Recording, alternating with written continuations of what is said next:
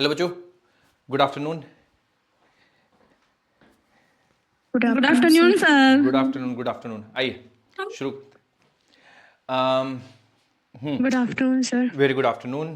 Good afternoon sir. Very good afternoon, very good afternoon. Ram ji sir. Good afternoon sir. Very good afternoon. नमस्कार sir. नमस्कार नमस्कार नमस्कार। तो बच्चों हम लोग क्या बहुत खाए हो लंच में आपने? सर खाना खा लिया? मैं यार हाँ खाना खा चुका हूँ। खाना खाया, आप लोगों ने खाया? सर मैं क्या दाल खाया? रोटी खाई, दाल रोटी। दाल रोटी खाई। मैं यार आज राजमा राजमा और चावल। Good afternoon sir. Good afternoon, good afternoon. हमने सर उड़द की दाल खाई। अरे वाह, बढ़िया वाह बढ़िया। सर। हाँ सर गाजर सर मैंने मलाई कोफ्ता खाई। कोफ्ता, अरे वाह। सर मेरी फ्रेंड को पसंद है राजमा चावल। राजमा चावल तो कोफ्ता, ऑल टाइम फेवरेट है, मलाई राजमा और कोफ्ता। छोले। तो एक कोफ्ता किसके दाल कोफ्ते सर। बनाए आपने? एक तो लौकी के कोफ्ता कोफ्ते। नहीं, मलाई कोफ्ता। हाँ, कोफ्ता लौकी के कोफ्ते बनते हैं एक तो। दीदी हमें भी खाना था। यस हाँ, सर। लौकी के कोफ्ते बड़े टेस्टी होते हैं। एक तो सर लौकी पता नहीं, बाहर बाहर जो बनता है वो अच्छा, मैंने बाहर कोफ्ता जो खाया था। लगती है। ठीक है। आप लोग खाना बना पाते हैं बच्चों? आप कोई है टैलेंटेड खाना बनाने में? यस सर, मैं बना लेता हूँ। किसी मैं लायक बना नहीं है लेता सर। हूँ। उसके बाद किसी ने नहीं खाया। मैं सर मैं रोज बना के लाता हूँ घर खाना। वालों के आगे नहीं बनाते। नहीं, मम्मी तो किचन में घुसना ही देती सर। खाना बनाना वैसे बच्चों एक लाइफ मतलब स्किल है, आपके पास होनी चाहिए, सबके पास, इर्रेस्पेक्टिव मतलब कोई भी हो, होना चाहिए खाना बनाना। मुझे पहले नहीं आता था, फिर मेरी शादी हुई और मैं सब बना लेता हूँ, है ना। फिर पहले एक नहीं बार आता। मैंने इडली सांभर बनाया था। बना लेता हूँ। इडली सांभर। यार इससे तो बना Yes, sir. सर आप घर से क्लास लेते हो? हाँ हाँ, अभी फिलहाल तो बिल्कुल हाँ। Hello sir. आओ सर, आपको ठीक है ठीक है। तो इडली सांभर ये थोड़ा कॉम्प्लिकेटेड होता है ना, सांभर आंबर ये हेलो सब सर, आप नॉनवेज टेक्निकल खाते हो डिशेस क्या? नहीं बना पाते। सर नॉर्मल वाली डिश Yes, सब sir. बना लेता हूँ। दाल आप राइस। क्या बना लेते हो? मैं हेलो सर। मैं बताता हूँ आपको, दाल बनाता हूँ, राइस बना लेता हूँ, सब्जियां मैं लगभग लगभग सारी बना लेता हूँ, और बढ़िया। रोटियां बना लेता हूँ बढ़िया। रोटी हाँ गोल। राइस तो मैं भी बना लेती हूँ। हाँ बस जल जाती होंगी। गोल गोल नहीं बनती है वो, किसी तरह की बन जाती पर टेस्टी लगती है खाने के बाद, क्योंकि बहुत मेहनत के बाद बनती है, बहुत टेस्टी लगती है। Yes sir, yes sir. Sir मैं बनता हूँ मेरी तो मैं तरह जो बनाता है सर उसको ही पता चलता है। वो ये बात तो है, और अपने हाथ का खाना कुछ ज्यादा ही टेस्टी सर लगता मैं है। खुद यस सर, ये तो है। वो कैसा भी बनाओ, सामने वाले को नमक कम लगे ज्यादा लगे। बैंगन का भरता Yes, बनाता हूँ sir. यार मैं, बहुत बढ़िया एकदम, बहुत जबरदस्त बैंगन सर का भरता। कभी खिलाना है, खिला देना। बिल्कुल बिल्कुल 100% मैं बनाऊंगा आप लोग के लिए, सबके लिए। चलिए हाँ सर। हाँ बताइए। सर आप नॉनवेज खाते हो क्या? यार नॉनवेज तो नहीं खाता यार। क्या आप नॉनवेज बढ़िया बनाते हैं क्या? प्याज खाते हैं? नहीं सर, खाते नहीं है, पूछ रहे थे आपसे। नहीं नहीं, सर प्याज खाते हैं? प्याज प्याज खाता हूँ, मैं प्याज खाता हूँ। लहसुन अदरक। हाँ वो बाकी सब नॉनवेज बस नहीं, थोड़ा सा वो बाकी, और सब सब्जियों में कोई भेदभाव नहीं है, सारी सब्जियां। खैर, तो आई बच्चों, एनर्जी लेवल जहाँ पे पढ़ रहे थे वहीं से कंटिन्यू करते हैं। ठीक है, तो मैंने आपको बताया कि हाइड्रोजन एब्जॉर्प्शन और हाइड्रोजन एमिशन स्पेक्ट्रम जो क्वेश्चंस थे वो बोर्स मॉडल से सॉल्व हो गए थे। ठीक है, अब उसके बाद एमिशन सीरीज हमें कुछ पढ़नी है। आप लोगों ने नाम जरूर सुना होगा 100%। मैं लेता हूँ नाम, आप लोग बताइएगा आप लोगों ने सुने हैं कि नहीं। बामन, हाँ, पाशन, बिल्कुल, बिल्कुल। ब्लैकेट, पी फंड, हम्फ्री। लाइमन, बामर। तो एक एक करके सारी सीरीज के बारे में पढ़ लेते हैं। अच्छा बच्चों, एक चीज ध्यान रखिएगा कि ये हाइड्रोजन एटम के लिए स्पेशली है। तो Lyman series, Balmer series, Paschen series, Brackett, Pfund, ये सारा कैसे आता है उसके बारे में भी थोड़ा सा चर्चा कर लेते हैं। तो हम लोगों ने एक चीज पढ़ा है कि जब भी थर्ड पॉस्टुलेट कहता है कि जब भी इलेक्ट्रॉन हायर एनर्जी स्टेट से लोअर एनर्जी स्टेट में ट्रांजिशन करता है तो फोटोन एमिट होगा, और उस फोटोन की जो एनर्जी होगी वो एनर्जी डिफरेंस के बराबर होगी, E2 माइनस E1 के बराबर होगी। ठीक है, तो जैसे मान लीजिए कि एक एग्जांपल के तौर पे लेते हैं कि पहले इलेक्ट्रॉन Ni स्टेट में था, इनिशियल स्टेट में, और ट्रांजिशन करके N फाइनल स्टेट में आता है। ठीक है, तो जो एनर्जी एमिट होगी, जो एनर्जी में डिफरेंस होगा, तो हम लोग लिखेंगे -13.6 अपॉन, बच्चों मुझे एनर्जी एमिट लिखना है। ठीक है, तो हम लोग लिखेंगे कि -13.6 अपॉन Ni स्क्वायर, पहले जितनी एनर्जी थी उसमें से माइनस कर देंगे बाद वाली एनर्जी। ठीक है, माइनस 13.6 NF स्क्वायर, ठीक है। और मैं बच्चों हाइड्रोजन एटम की बात कर रहा हूँ, मान लीजिए हाइड्रोजन एटम नहीं होता तो 13.6 Z स्क्वायर भी यहाँ पे आता, और for hydrogen atom Z is equal to 1। अगर मान लीजिए हाइड्रोजन एटम नहीं होता, जनरल एटम होता, तो फिर हम लोग पहले जनरल एटम के लिए चलिए डिराइव कर लेते हैं, फिर हाइड्रोजन एटम के लिए बाद में Z इज इक्वल टू 1 लिख देंगे। तो जो एनर्जी, जिस एनर्जी का फोटोन बाहर आएगा वो आप यहाँ से ये प्लस हो जाएगा, तो प्लस 13.6 Z स्क्वायर कॉमन ले लेंगे, ब्रैकेट के अंदर आ जाएगा 1 upon NF square minus 1 upon NI square, ठीक है। 1 upon NF square minus 1 upon NI square, और एनर्जी ऑफ तो Hc upon lambda 13.6 Z square 1 upon N final square minus 1 upon N initial square, ठीक है। और Hc को इधर भेज देते हैं तो ये बन जाएगा 1 अपॉन लैम्डा और 13.6 अपॉन Hc, और उसमें सारे यूनिट्स प्रॉपर रख देंगे, तो ये फॉर्मूला बन जाता है RZ स्क्वायर ब्रैकेट के अंदर 1 upon N final square minus 1 upon N initial square. बच्चों अगर आप में से कोई R जानते हो कि क्या होता है, बताना चाहो अगर R, Rydberg constant Rydberg constant, Rydberg constant होता है सर। बिल्कुल। वैल्यू बच्चों अगर इसकी किसी को याद हो, sir Rydberg constant, value sir angstrom में बता दें। अच्छा हाँ, एंगस्ट्रॉम में भी चल जाएगा, जो भी आपको पता हो। 910 एंगस्ट्रॉम। 910 angstrom, okay. तो बच्चों ये बन जाएगा 1.09 इंटू 10 के पावर 7 मीटर इनवर्स, एक तो ये होता है, और जो इन्होंने एक वैल्यू बताई वो होती है 1/r की वैल्यू, है ना, 912 एंगस्ट्रॉम या 910 एंगस्ट्रॉम, जो भी आप लोग को याद यस हो। 911 हाँ, तो इसको आप 912 या 910 एंगस्ट्रॉम जैसी जो जरूरत पड़े उसके हिसाब से आप लिख लीजिएगा। तो 1/r 912 एंगस्ट्रॉम होती है, तो ये फॉर्मूला बन जाता है 1/λ is equal to RZ square 1 upon NF square minus 1 upon NI square. अच्छा, ये जो सीरीज पढ़ते हैं ना, Lyman, Balmer, Paschen, Brackett, Pfund, इन सारी सीरीज, ये जो सारी सीरीज डिफाइंड है वो डिफाइंड है फॉर हाइड्रोजन एटम, ठीक है। तो for hydrogen atom Z is equal to 1 हो जाता है ना। तो यही जो फॉर्मूला है हाइड्रोजन एटम के लिए लिखेंगे तो R 1 upon lambda is equal to R, और Z की जगह रख देंगे 1, ठीक है। तो उस हिसाब से फॉर्मूला बन जाएगा 1 upon lambda is equal to R 1 upon NF square minus 1 upon NI square. अब जैसे लाइमन सीरीज की बात करते हैं बच्चों, तो लाइमन सीरीज के लिए थोड़ा सा मदद करिए बच्चों, कैसे डिफाइन करते हैं, क्या होता है लाइमन सीरीज, किसी को याद आ रहा होगा? n1 की value n is equal to 1 n is equal to 1, तो मतलब NF बराबर 1 फिक्स हो जाता है या NI बराबर 1 फिक्स हो जाता है? NF बराबर 1 हो जाता है, जाता है। NF वो हो जाता है 1। NF 1 हो जाता है, मतलब कहीं से भी ट्रांजिशन हो रहा हो, वो first excited state, second excited state, कहीं से भी हो रहा हो, लेकिन फाइनल डेस्टिनेशन अगर 1 है तो लाइमन सीरीज का हिस्सा होगा। तो इसके लिए जो फॉर्मूला बन जाएगा लाइमन सीरीज का 1 अपॉन लैम्डा, और R Z की वैल्यू 1 हो गई, N फाइनल का स्क्वायर 1 का square minus 1 upon N initial, कुछ भी हो सकता है ना, N इनिशियल हो सकता है आपका 2, 3, 4, कुछ भी हो सकता है, ठीक है। ऐसे करके हो जाएगा, ठीक है। बच्चों इसमें थोड़ा सा हम लोग एक करते हैं, जो लाइमन सीरीज की बच्चों हमें 2 वेवलेंथ निकालनी है, एक तो लॉन्गेस्ट वेवलेंथ निकालनी है और एक शॉर्टेस्ट वेवलेंथ निकालनी है। तो बच्चों मुझे थोड़ा सा आप लोग मदद करिए एक बार, लॉन्गेस्ट वेवलेंथ कैसे निकाल सकते हैं और shortest n is wavelength. Equals to 2 से n इज इक्वल्स टू 1 अच्छा, 2 to 1 के लिए वेवलेंथ लॉन्गेस्ट होगी या शॉर्टेस्ट लॉन्गेस्ट होगी सर। लॉन्गेस्ट होगी, कैसे पता चला आपको ये बात, कैसे होगा वो एनर्जी कम है ना, मिनिमम रहती है। बिल्कुल बिल्कुल। देखिए बच्चों, लॉन्गेस्ट वेवलेंथ मतलब लैम्डा मैक्सिमम तो एनर्जी लीस्ट, ठीक है। तो अगर है ना, जैसे एनर्जी लेवल है, जैसे मैं अगर ड्रॉ करूं यहाँ पे एनर्जी लेवल, थोड़ा समझाता हूं आपको।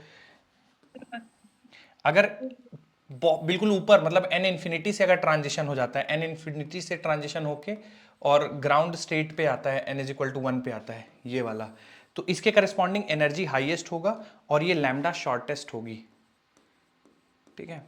और जिस ट्रांजिशन के करस्पॉन्डिंग, मान लीजिए यहाँ पे एक ले लेते हैं हम लोग, तो जैसे n इज इक्वल टू 2 से n इज इक्वल टू 1, तो इस ट्रांजिशन के करस्पॉन्डिंग एनर्जी लीस्ट होगी, तो यहाँ पे वेवलेंथ लॉन्गेस्ट होगा, ठीक है। तो आइए वापस से, जैसे लैम्डा लॉन्गेस्ट निकालना है तो एनर्जी लीस्ट होना चाहिए, यानी ट्रांजिशन होना चाहिए n इनिशियल, यानी n इनिशियल बराबर 2 से n फाइनल आना चाहिए 1। ठीक है बच्चों, जरा ये डेटा यूज करके मुझे बताइए तो कितना होगा लॉन्गेस्ट वेवलेंथ और कितनी होगी शॉर्टेस्ट वेवलेंथ।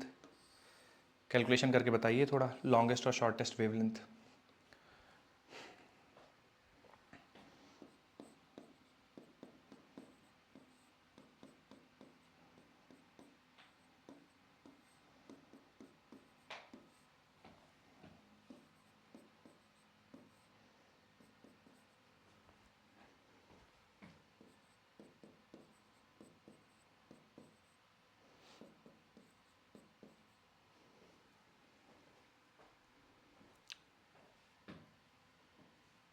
Sir, 1216 angstrom.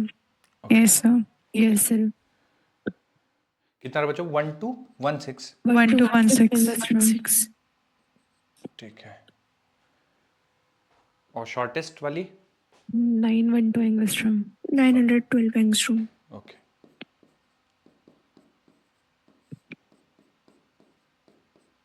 देखो जो शॉर्टेस्ट वेवलेंथ होगा उसके एनर्जी हाईएस्ट होगी, यानी ट्रांजिशन n बराबर इन्फिनिटी से लोवेस्ट पे, तो ये लैम्डा की वैल्यू आ जाएगी 1/r। 1/r का मतलब आ जाएगा 912 एंगस्ट्रॉम। तो जो लाइमन सीरीज का ट्रांजिशन होगा उसकी शॉर्टेस्ट वेवलेंथ 9112 होगी और हाईएस्ट 1216 होगी। बच्चों ये जो वेवलेंथ है आपको क्या लगता है, विजिबल रेंज से ज्यादा है या विजिबल रेंज से कम है, क्या लगता ज़्यादा है है आपको? सर. कम है सर. कम है, क्योंकि विजिबल रेंज तो 4000 से 7000 एंगस्ट्रॉम के बीच में लाई करती है। नैनोमीटर. तो आपको Yes, क्या sir. लगता हो बच्चों ये किस रेंज में ये So जो UV रेडिएशन में यूवी होगा? बिल्कुल। तो बच्चों ये जो लाइमन सीरीज है ना ये अल्ट्रा वायलेट यूवी रेंज में आता है ना, तो लाइमन सीरीज यूवी रेज होंगी, मतलब इनकी वेवलेंथ अल्ट्रा वायलेट रेज की वेवलेंथ के इक्विवेलेंट रहेंगी, तो यूवी रेंज यूवी रेज होंगी ये लाइमन सीरीज।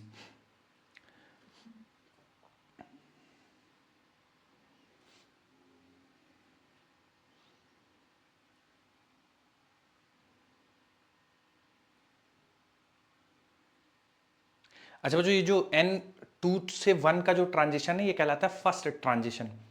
जैसे आपसे बोल दिया जाए second transition of Lyman series, तो सेकंड ट्रांजिशन का मतलब होगा कि 3 से 1। ठीक है, जैसे 2 से 1 ये first transition, first member of Lyman series first transition, 3 से 1 सेकंड ट्रांजिशन, 4 से 1 third transition, so on so fourth. या कभी कभार लॉन्गेस्ट शॉर्टेस्ट वेवलेंथ करके पूछ लेते हैं, वो भी ठीक है।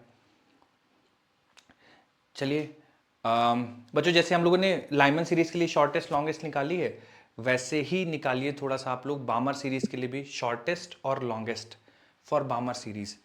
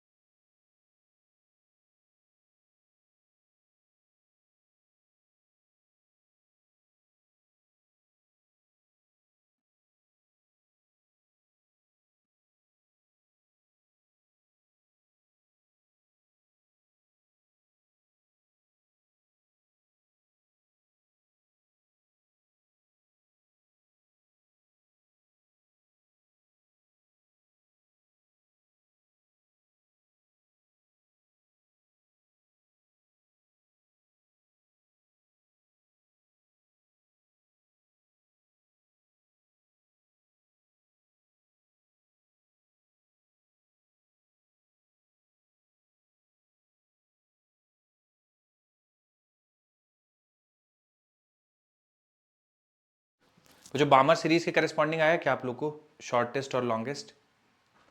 सर लॉन्गेस्ट 6566.4 एंगस्ट्रॉम आ रहा है. ओके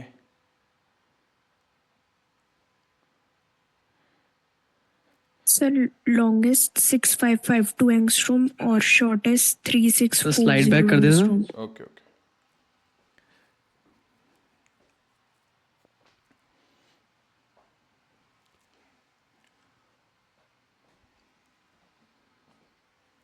सर शॉर्टेस्ट 3648 एंगस्ट्रॉम आ रही है.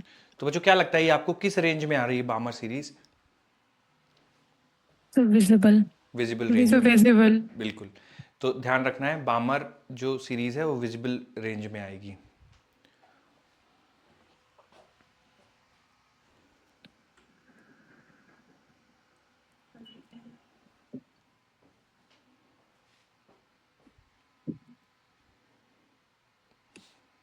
तो हो गया। ठीक। बामर सीरीज में थोड़ा सा आप लोग एक बार करते हैं हम लोग कैलकुलेशन। तो बामर सीरीज के लिए बच्चों क्या चीज़ फिक्स रहती है और वो कितनी तो होती है? एन फाइनल जो है वो 2 रहता है। एन फाइनल 2 रहता है। एन फाइनल 2 रहेगा, मतलब ट्रांजिशन कहीं से भी हो एंड 2 पे होना 2 चाहिए, पे आ मतलब 3 जाएगा। से 2 हो जाए, 4 से 2 हो जाए, 8 से 2 हो जाए, पर एंड 2 पे होना चाहिए। तो बामर सीरीज के लिए जो आप वेवलेंथ लिखेंगे तो 1 upon lambda is equal to R. N final fix है तो 1 अपॉन 2 का square minus 1 upon N final, कुछ भी हो सकता है। एन इनिशियल, सॉरी बच्चों एक सेकंड ना, एन फाइनल फिक्स है तो यहाँ पे ना एन इनिशियल का स्क्वायर लिखना पड़ेगा, एन इनिशियल का स्क्वायर। और एन इनिशियल कुछ भी हो सकता है, 3 4 5 6 7 कुछ भी हो सकता है। तो अब इसमें भी शॉर्टेस्ट लैम्डा अगर निकालने जाएंगे तो 1 अपॉन लैम्डा, शॉर्टेस्ट लैम्डा मतलब एनर्जी हाईएस्ट, यानी 1 upon R, 1 upon 2 square minus 1 upon infinity, infinity से ट्रांजिशन होगा तो लैम्डा की वैल्यू आ जाएगी 4/r, यानी 4 इंटू 912। बच्चों कितना आ रहा था आप लोग का शॉर्टेस्ट? 3648 के यही आ आसपास रहा आ है रहा सर। है? तो यही आ रहा है। यही आ रहा था सर। ठीक। लॉन्गेस्ट वेवलेंथ निकालेंगे तो 1 upon lambda is equal to R, ये हो जाएगा 1/4 माइनस 1/9, तो 1/लैम्डा बराबर आर। 9 माइनस 4 5/36, तो लैम्डा आ जाएगा 36/5 टाइम्स आर। बच्चों ना इसको मैं 7 मान सर लेता हूँ अपॉन में ऑलमोस्ट। आर आएगा ना? क्या क्या? अपॉन में आर आएगा ना? अपॉन में आ रहेगा, बिल्कुल अपॉन में आ रहेगा। तो मैं 36/5 को ऑलमोस्ट 7 मान लेता हूँ और 7 इंटू 912 कर देते हैं तो 84 63 84 कुछ इसी के आसपास वैल्यू आई होगी बच्चों, है ना? मैंने थोड़ा सा अप्रोक्सीमेशन ले यस लिया, सर। है ना? तो अगर आप देखो तो 4000 से 7000 एंगस्ट्रॉम होती है विजिबल रेंज, तो ऑलमोस्ट उसी रेंज में है। तो बामर सीरीज विजिबल रेंज को बिलोंग करती है। तो तो विजिबल 6566.4 आ रहा था। यस सर, वो कंप्लीट 36/5 सॉल्व Six- करके हाँ। तो 6.6566.4। 6566.4। Okay, yes sir. 6 मैं लिख लेता हूँ, एग्जैक्ट वैल्यू लिख देता हूँ। कितना आ रहा है? 65 66.4। 66.4। ऐसा आ रहा है? Yes sir. Yes sir. ठीक। तो ये विजिबल रेंज में आएगा, इसको ध्यान रखिए। जो विजिबल रेंज की वेवलेंथ होगी वही बामर सीरीज में एमिटेड फोटॉन्स की वेवलेंथ होती है, ठीक है? तो सर जरा बैक साइड कर देंगे सर, छूट गया तो। ओके बच्चों, इसी तरह से पास्चन के लिए निकाल लीजिए। तो पास्चन के लिए लॉन्गेस्ट और शॉर्टेस्ट दोनों।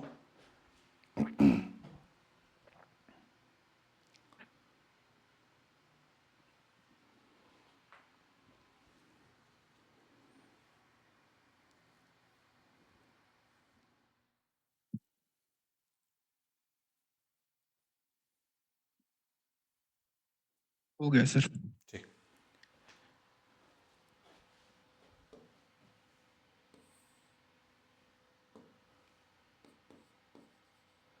पास्चन के लिए फिक्स रहेगा एन फाइनल 3, तो वेवलेंथ बन जाएगा 1 upon lambda is equal to R, 1 upon 3 का square minus 1 upon N initial square, कुछ भी हो सकता है, 4 5 6 कुछ भी, ठीक है? तो यहाँ पर अगर हम लोग शॉर्टेस्ट लैम्डा निकालने जाएंगे तो बन जाएगा 1 अपॉन लैम्डा बराबर R, 1 upon N minus infinity, तो लैम्डा बराबर आ जाएगा 9/r, यानी 9 टाइम्स 912 तो 8208। 8208। Yes sir. ओके 8208।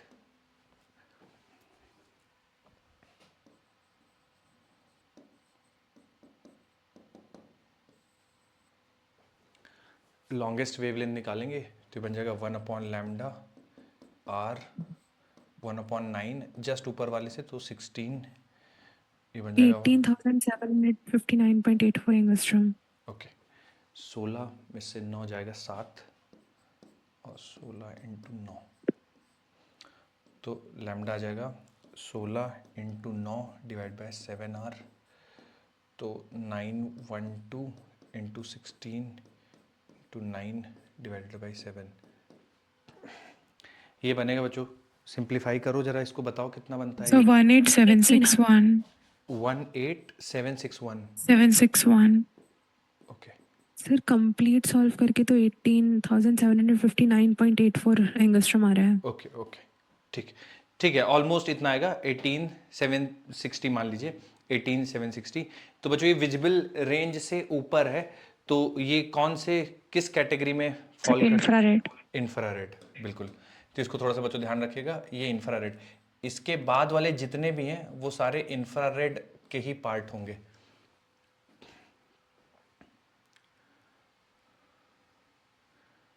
ब्रैकेट, पीफुंड, वो भी इंफ्रारेड के पार्ट होंगे। तो मैं थोड़ा सा ब्रैकेट और पीफुंड के लिए हम लोग लॉन्गेस्ट और शॉर्टेस्ट वेवलेंथ नहीं निकालेंगे, उसमें बस एन फाइनल क्या होगा, तो ब्रैकेट में एन फाइनल 4 होगा, पीफुंड में एन फाइनल 5 होगा। वो सब कुछ इंफ्रारेड में आएंगे। सर हम्फ्री भी इंफ्रारेड में आती है। कौन सी? हम्फ्री हम्फ्री का निकालना पड़ेगा बेटा, हम्फ्री का मुझे याद नहीं है, पर जो पीफुंड तक तो 100% इंफ्रारेड में ही आता है। हम्फ्री का ओके अगर सर। आपको चेक करना है ना, तो शॉर्टेस्ट और लॉन्गेस्ट आप निकाल लीजिए उसका, और फिर देख लीजिए किस रेंज में आ तो रहा है। इंफ्रारेड में ही आता है। Okay sir. वो भी इंफ्रारेड में ही आ रहा है।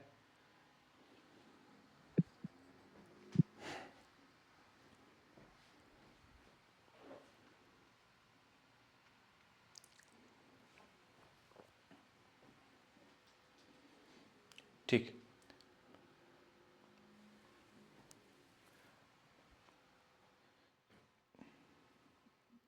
बदल दो क्या बच्चों स्लाइड, अगर लिख लिया हो सबने तो? Yes sir. अभी नहीं सर। लिखिए लिखिए बच्चों, जिन लोगों ने लिख लिया है वो ब्रैकेट और पी फंड का भी लिख लीजिए। ब्रैकेट का लिख लीजिएगा एन फाइनल 4 होगा, पी फंड का एन फाइनल 5 होगा। लॉन्गेस्ट और शॉर्टेस्ट मत निकालिएगा उसका, बस लिख लीजिएगा कि ब्रैकेट और पी फंड वो भी इंफ्रारेड में ही लाई करेंगे।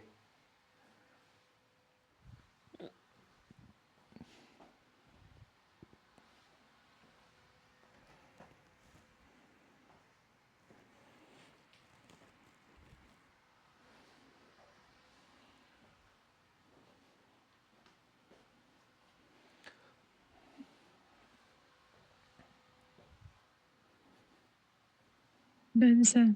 ठीक,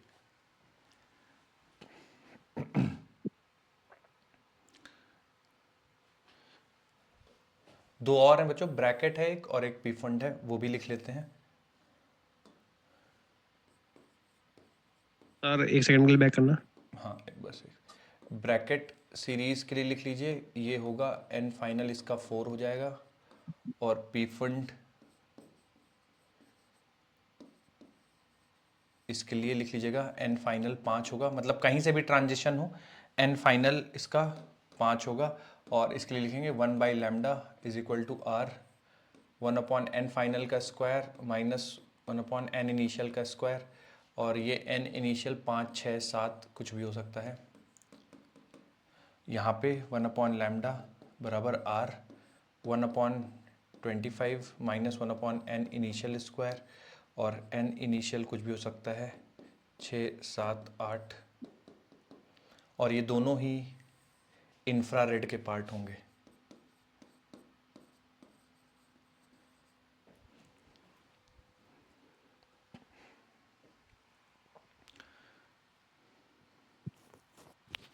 नोट करिए बच्चों, फिर जिनका नहीं हुआ है मैं लगाता हूँ स्लाइड।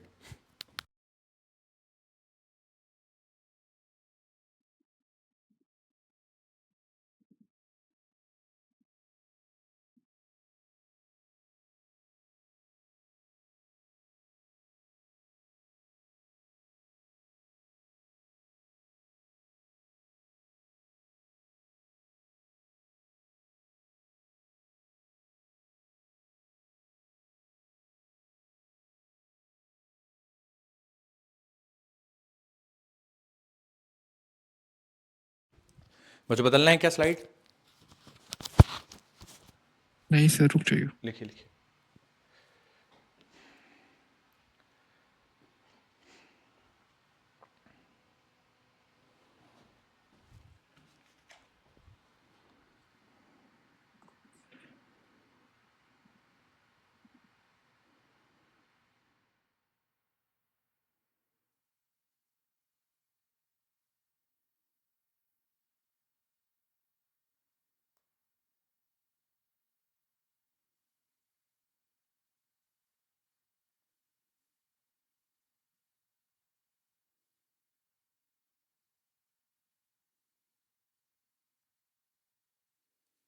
जो लिख लीजिएगा तो बताइएगा, मैं वेट कर रहा हूँ। हो गया सर। ठीक, ये सर। ओके, चलिए। किसी का पिछली स्लाइड मैं लगा रहा हूँ, किसी का रह गया हो तो वो भी लिख लीजिएगा।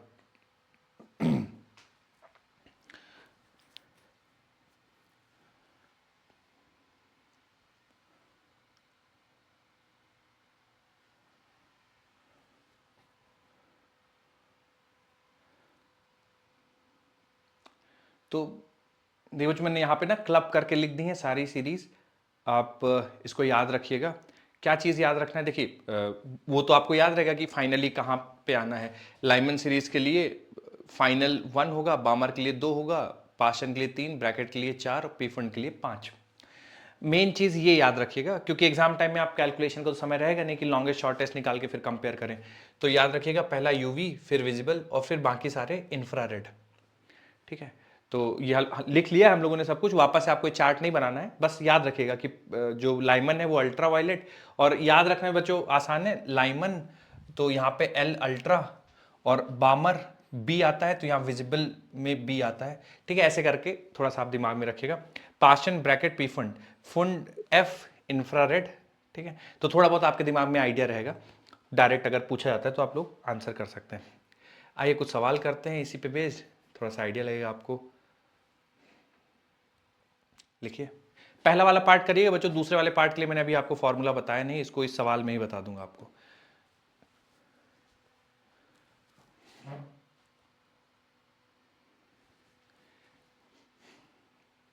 " 975 एंगस्ट्रॉम की वेवलेंथ से एक्साइट कर दिया गया है।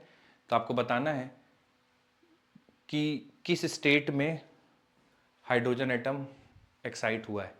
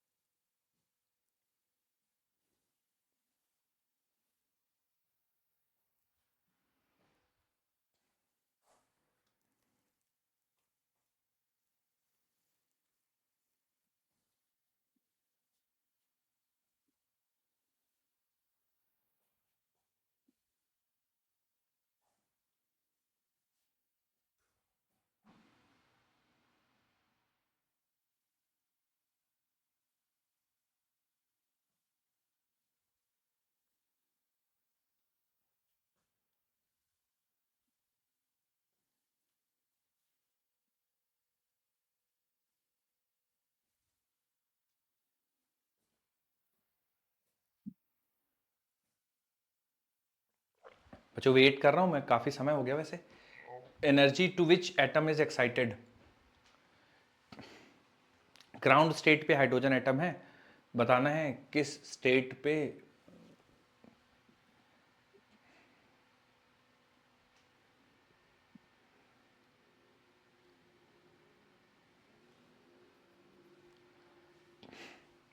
चलिए बच्चों, अच्छा थोड़ा सा मैं मदद करता हूं आप लोग की। देखिए वैसे तो बहुत सारे तरीके हैं। एक तो आप रेडबर्ग्स इक्वेशन लगा सकते हैं ना, वो भी एक तरीका है। तो उससे ग्राउंड स्टेट में है पहले, बाद में कहाँ पहुंचेगा वो निकाल सकते हैं। एक तो तरीका वो है।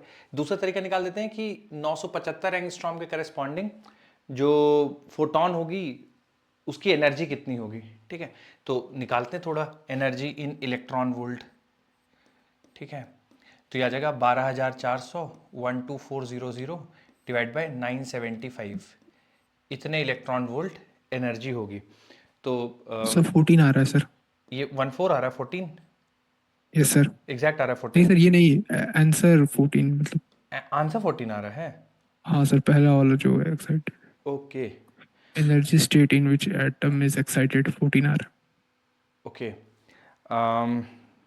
ठीक है, तो मैं इसको थोड़ा सा सिंप्लीफाई करके देखता हूँ। ये 12,400 को अगर 975 से डिवाइड करेंगे तो कितनी एनर्जी लगभग आएगी? ठीक है, 12.71. कितना रहा बेटा? 12.71. 12.71, ठीक है, 12.71। अब आते हैं बच्चों, हम लोग उस पर डिस्कशन करते हैं जो हमारे एनर्जी लेवल थे जो हम लोगों ने बनाए थे। ठीक है, आइए, और मुझे आप लोग बताइएगा, ठीक है, कंफ्यूज कहाँ हो रहे थे, क्या चीज़ समझ में नहीं आ रही थी, तो हम लोग थोड़ा सा उस पर भी चर्चा करेंगे। जो एनर्जी लेवल्स हम लोगों ने बनाए थे, तो ये पहला -13.6 होगा हाइड्रोजन के लिए, दूसरा वाला माइनस का कितना हो जाएगा बच्चों? 13.6 डिवाइड 3.4. 3.4, 3.4 Z square. हाँ, -3.4 जेड स्क्वायर, चूंकि हाइड्रोजन है तो 1 ही रहेगा। फिर उसके ऊपर वाला हो जाएगा -1.51, 1.51 और फिर उसके minus ऊपर 0.85. 0.85. 0.85, ठीक है। फिर हम लोग को कुछ डेटा भी याद किया था हम लोगों ने कि अगर यहाँ से यहाँ तक जाना है तो कितनी एनर्जी चाहिए होगी? 10.2 EV. 10.2 EV. 10.2 इलेक्ट्रॉन वोल्ट, ठीक है। और अगर यहाँ से बच्चों यहाँ तक जाना होगा तो फिर कितना चाहिए होगा? 12.09 EV. 12.09। 12.09, बहुत बढ़िया। और फिर अगर यहाँ से यहाँ तक जाना होगा तो फिर हम लोगों ने लिखा नहीं था डेटा, इसको निकाल लेते हैं। कैसे निकालेंगे बच्चों? 13.6 में से 0.85 घटा देंगे, ठीक है। 13.60 माइनस 0.85, ठीक है। तो देखो 10 में से 5 गया, ये 5 बचेगा, या 15 में से 8 गया, 7 बचेगा, और ये 12, 12.75। यानी बच्चों यहाँ से यहाँ तक जाने के लिए हमें कितनी एनर्जी चाहिए होगी? 12.75। 75 तो EV. जब आप डिवाइड करेंगे तो 12.71 ऐसा कुछ आप लोगों ने बताया था, यानी इसी के बिल्कुल क्लोज है। लेकिन अब आप इसमें आर्ग्यू कर सकते हैं कि लेकिन सर ये तो 12.71 आ रहा है, ये तो 12.75 होना चाहिए। अब देखो बच्चों, इसमें अप्रॉक्सीमेशन है, जैसे 12,400 एग्जैक्ट वैल्यू नहीं है, कुछ जगह 12,420 भी लिखा रहता है ना, तो एग्जैक्ट नहीं है। अगर आप 12,420 ले लेंगे तो 12.75 के और क्लोज आ जाएगा। तो 12.75 यानी कि ये जो इलेक्ट्रॉन था पहले ग्राउंड स्टेट में, वो एक्साइट होकर n=2, n=3, n=4, यानी थर्ड एक्साइटेड स्टेट में गया होगा। ठीक है बच्चों, कि आप लोगों को बात समझ में आई है कैसे क्या कर रहे हैं हम लोग यहाँ पे, Yes, sir. है ना? थर्ड एक्साइटेड स्टेट Yes, में गया sir. होगा, फिर वहां से आप आंसर, तो इसका जो आंसर आ जाएगा किस एनर्जी स्टेट में, तो n बराबर 4 पे है, ठीक है, फोर्थ ऑर्बिटल या फिर थर्ड एक्साइटेड स्टेट में। सर बताइए। सर, आपने तो कहा था कि जो पर्टिकुलर रेंज होती है उसी रेंज से एक्साइट होके जाएगा, राइट राइट, तो यहाँ तो हाँ 12.71 से। हाँ। देखिए इनका बच्चों, इनका जो डाउट है वो ये है कि सर आपने कहा था ना एग्जैक्ट वैल्यू होना चाहिए, पर देखिए यहाँ तो 12.75 है और यहाँ 12.71 है। बच्चों क्या, कैसे इसको एक्सप्लेन सर करेंगे? ये हाँ 12,400 जो लिया है वो भी अप्रोक्सीमेशन हाँ, में लिया ये है. अप्रॉक्स वैल्यू है, ठीक है। तो जैसे इन्होंने सवाल में बोल दिया गया कि इतना एब्जॉर्ब करके ना वो एक्साइट हो जा रहा है, तो एक्साइट हो जा रहा है, हमें तो मान के चलना पड़ेगा। तो हमें इस 12 पॉइंट, जैसे यहाँ से एक्साइट होके किस स्टेट में जाएगा, तो यार 12.75 आ रहा है। अगर इसके आसपास की वैल्यू, जैसे आप ये 12,400 मान के निकाल रहे हैं, 12.7 आ रहा है, पर ये 12,400 एग्जैक्ट वैल्यू नहीं है, ये है ना थोड़ा अप्रॉक्सीमेशन, H/C का प्रोडक्ट किया, फिर उसको इलेक्ट्रॉन वोल्ट में चेंज किया, तो अप्रॉक्सीमेशन से इतना है ना। एग्जैक्ट लोगे तो और कुछ थोड़ा सा, तो इसके नियरेस्ट वैल्यू ये है, और सवाल में बोला है कि एक्साइटेशन हो रहा है, इसका मतलब ये 12 पॉइंट, इसको ये डिवाइड करके निकालोगे तो 12.75 के आसपास आएगा, और उसी को एब्जॉर्ब करके ऊपर गया होगा। जो फंडामेंटल जो कॉन्सेप्ट है वो तो बिल्कुल यही है कि अगर आपको यहां से यहां जाना है तो एग्जैक्ट 12.75 देना पड़ेगा। तो हम इसको मानेंगे कि सॉल्व करने के बाद ना एग्जैक्ट 12.75 ही आता है, क्योंकि ये वैल्यू थोड़ा अप्रॉक्सीमेशन वाली वैल्यू है, ठीक है। तो उसको 12.75, तो सर अगर जैसे क्वेश्चन में हो कि ये पूछ ले कि ये एक्साइट होगा कि नहीं होगा, तो यस लिखेंगे या फिर नो? अगर सवाल में पूछ दे कि एक्साइट होगा कि नहीं होगा, ठीक है, 975 एंगस्ट्रॉम में, तो हम लोग तो Yes, sir. कॉन्सेप्चुअली तो नो ही लिखेंगे, ठीक है। पर अब Okay, sir. ध्यान सुनिएगा, और अगर आप सवाल में ऐसा पूछतेगा ना एंगस्ट्रॉम देके एक्साइट होगा कि नहीं, तो वो ऐसी वेवलेंथ लेगा कि जो आपने वैल्यू कैलकुलेट की है और इनके बीच में बहुत ज्यादा अंतर आ जाए। जैसे वो ऐसा एंगस्ट्रॉम लेगा कि मान लीजिए आंसर आ जाएगा 13.84, बिल्कुल अलग आ जाएगी वैल्यू। समझ रहे हैं मैं क्या कह रहा हूँ, है ना? यस सर, यस बिल्कुल सर। मैच नहीं होगा। या ऐसा वेवलेंथ ले लेगा कि उसका आंसर आ जाएगा 9.06, ठीक है, बहुत बड़ा अंतर आ जाएगा। तो आप लोगों को मतलब यस सर। हाँ ऐसी वैल्यूज लेगा कि कंफ्यूज नहीं होंगे आप।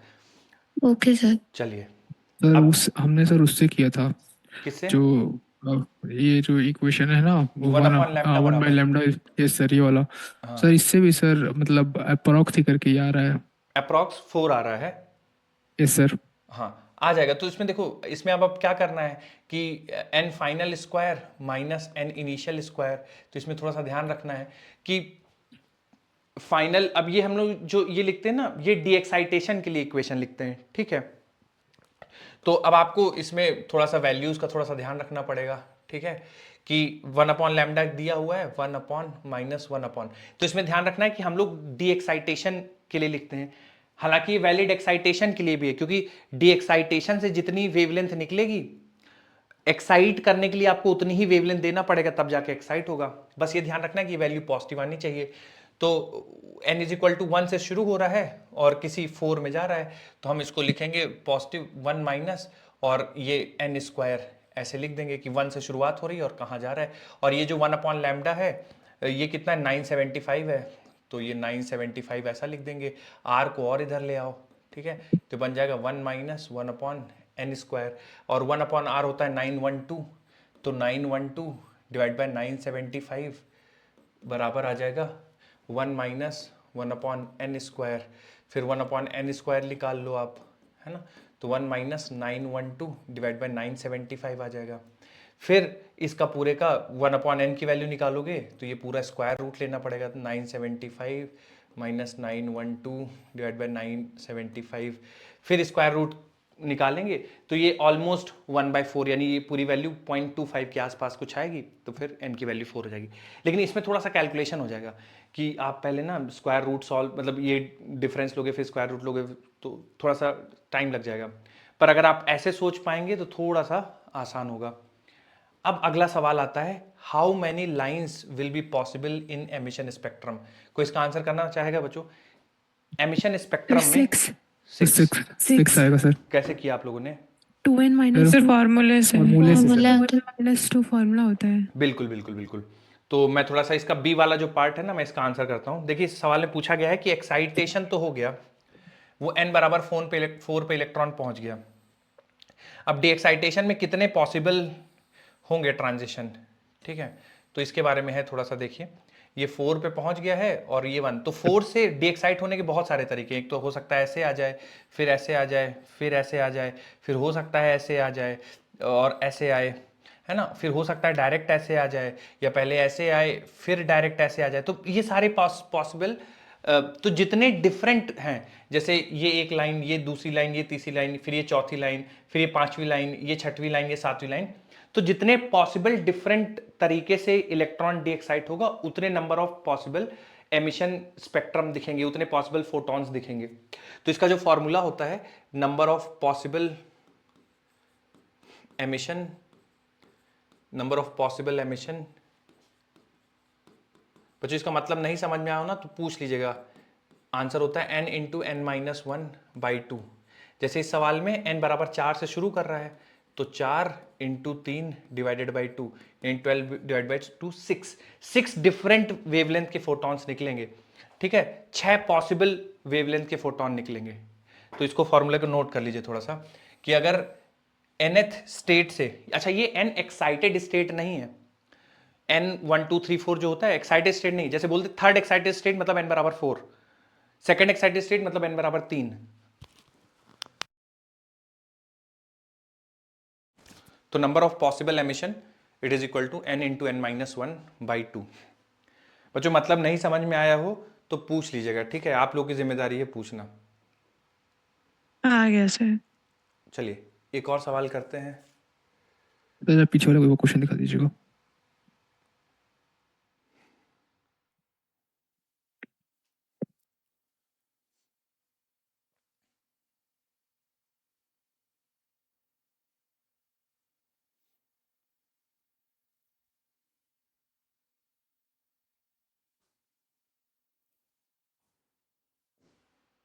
Done sir. हाँ, मैं लगाता हूँ अगला सवाल, देखिएगा थोड़ा सा।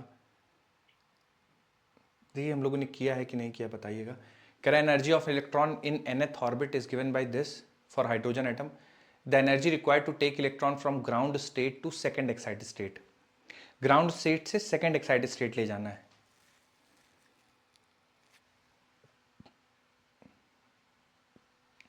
सबके आंसर आने चाहिए बच्चों। ग्राउंड स्टेट से second excited state.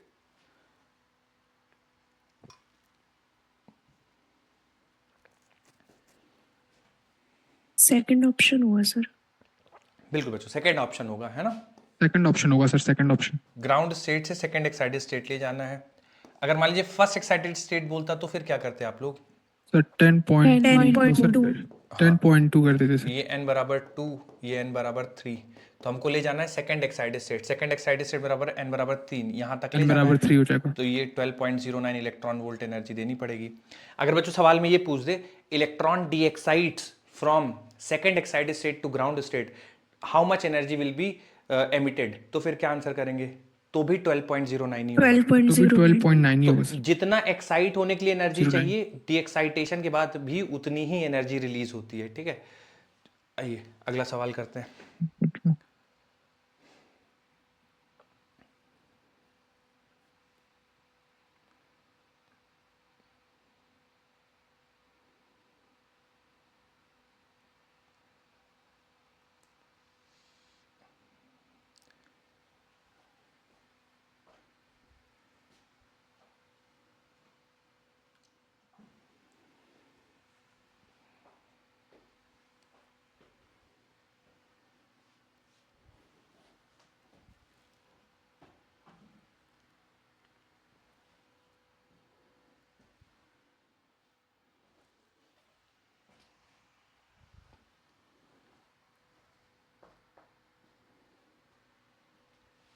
Three six four eight angstrom. 36488। Sir ये तो 912 होता है तब लेते हैं ना। ओके, हाँ इन्होंने 917 बोला है, थोड़ा सा चेंज है, देखिए।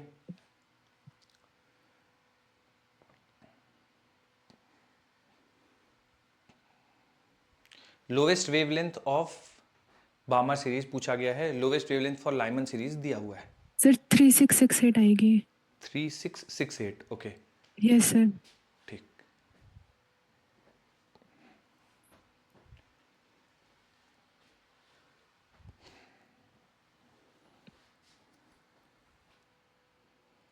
Sir 3668 angstrom.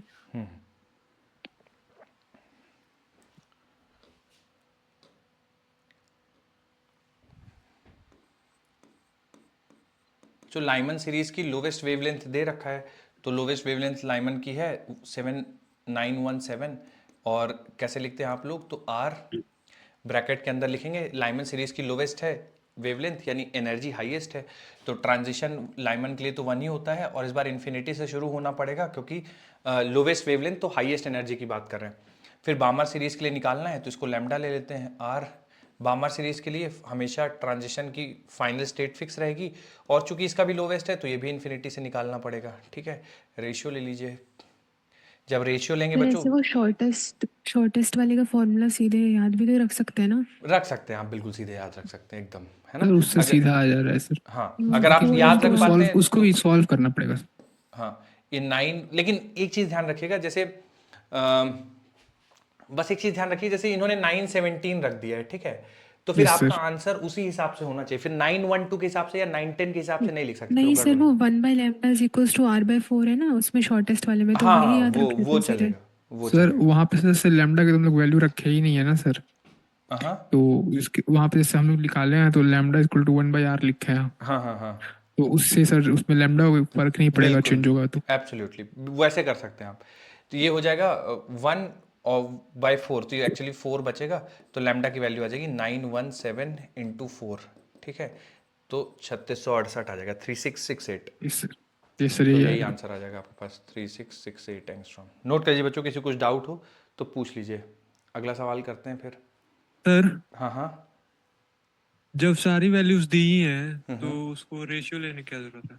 हाँ, मतलब मैं मेरे दिमाग में ऐसा आया, बाकी आप लिख लो शॉर्टेस्ट वेवलेंथ का रेशियो मत लो, आप दूसरे तरीके से कर लो, है ना। आप जैसे लैम्डा लाइमन है, शॉर्टेस्ट लिखना है तो मैं ऐसा लिखूंगा, मुझे डायरेक्ट नहीं याद है, मान लो 1 माइनस इन्फिनिटी, ठीक है, तो ये लैम्डा बराबर आर आ जाएगा, ठीक है, सॉरी लैम्डा बराबर 1/r आ जाएगा, है ना, 1/r।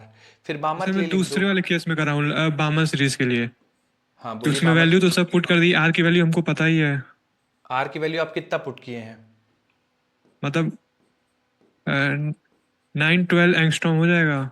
हाँ वही मैं कह रहा था, 912 नहीं रखेंगे इस बार। कारण क्या है कि इन्होंने 917 बोल दिया है आपको सवाल में ना, 912 नहीं ले सकते, क्योंकि इसके लिए बोल दिया उन्होंने कि ये जो वैल्यू है वो 917 के बराबर है, तो 917 एंगस्ट्रॉम के बराबर है। तो जैसे हम लोग जो याद करके रखते हैं कि 1/r इज इक्वल टू 912 रख देंगे, यहाँ पे नहीं यूज कर पाएंगे। कारण क्या है कि सवाल में बोल दिया है, अगर सवाल में कुछ नहीं बोलता तो फिर हम लोग 912 के हिसाब से कर लेते हैं। मेरी बात समझ रहे हैं आप? तो ठीक है यहाँ पे सर। चूंकि बोल दिया है तो फिर उसी वैल्यू को आप यूज करेंगे, तो ये बन जाएगा लैम्डा बराबर r/4/r बन जाएगा, है ना। तो चूंकि 1/r की वैल्यू 917 है, तो फिर इस तरफ से कर लेंगे। तो रेशियो नहीं लेना है तो आप ऐसे कर लीजिए, अलग अलग निकाल लीजिए, ठीक है। पर यहाँ पे 912 यूज नहीं करेंगे, 912 के हिसाब से आंसर नहीं करेंगे, 917 के हिसाब से करेंगे। चलिए अगला सवाल, रुक जाइए बच्चों, ये अल्फा बीटा एक्सरेज का है, ये करिए।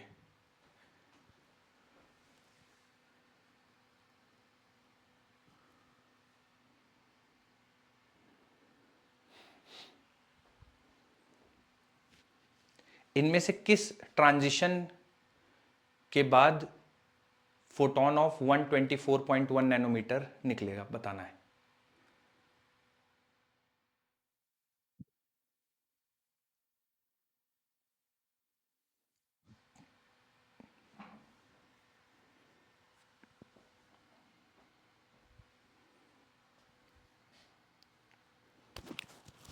सब फर्स्ट वाला होगा। फर्स्ट वन, ओके, मतलब ओके, ठीक। और ऑप्शन ए आ रहा है सर। फिर ए होगा। ठीक है, सर ठीक है, ऑप्शन ए है। ठीक है। कैसे सोचे हैं वैसे आप लोग बच्चों ऑप्शन ए? सर 1240 को डिवाइड कर दिया सीधा उससे, जो Yes, नैनोमीटर sir. दिया हुआ है, सीधा हाँ एनर्जी आ गया, उससे देख लिया। बिल्कुल बिल्कुल सही बात है कि ये वेवलेंथ निकालने के लिए एनर्जी एनर्जी का निकाल डिफरेंस के, कितना होना चाहिए, हाँ, है ना।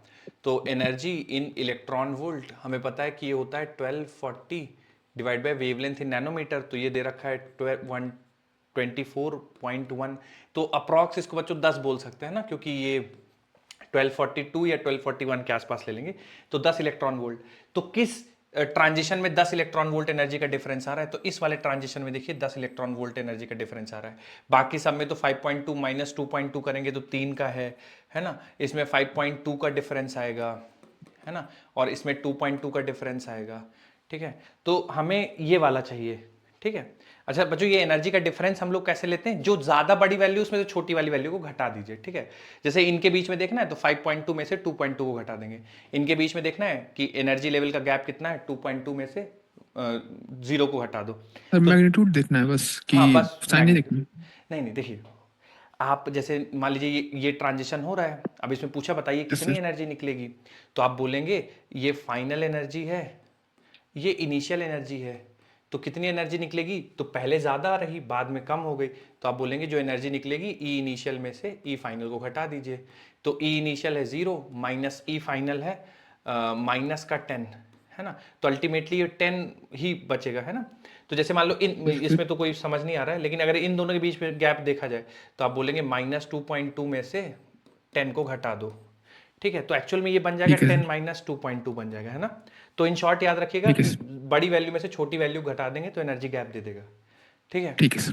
तो ये बच्चों इसका आंसर होगा डी ऑप्शन, यानी पहला वाला आंसर हो जाएगा इसके लिए। 124.1 नैनोमीटर डी ट्रांजिशन के लिए इतनी वेवलेंथ निकलेगी। और सवाल करते हैं इस पे, देखिए थोड़ा सा।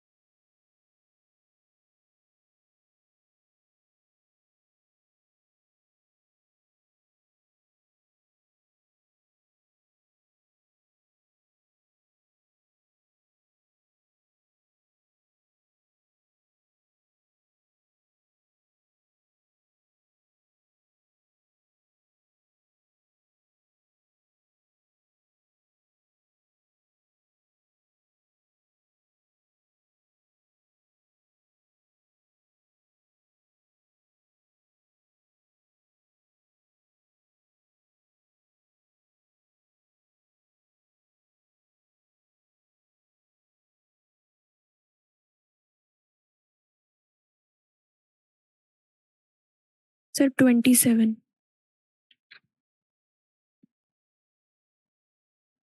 27। Yes sir. ओके, और बच्चों किसी का कुछ है तो बताइएगा।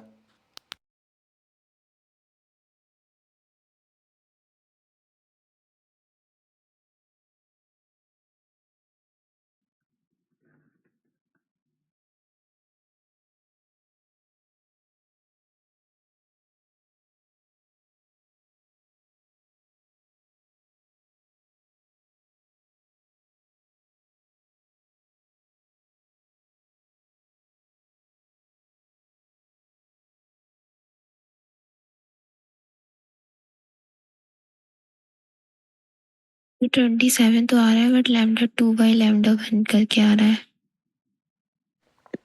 अच्छा, उल्टा आ रहा है क्या? Yes sir. ओके तो सही आ रहा है एक्स सही आ रहा है, 27. ओके।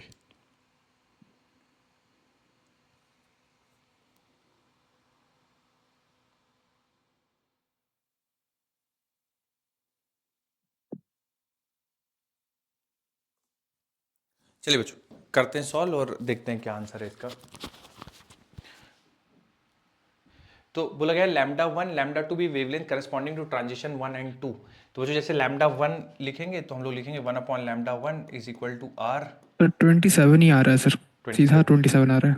ठीक, तो n इज इक्वल टू 3 है और फिर n इज इक्वल टू 1 है, तो 1/1 का स्क्वायर माइनस 1/3 का स्क्वायर, तो ये बन जाएगा सर r ये जेई 1 मेन सा माइनस क्वेश्चन है ना?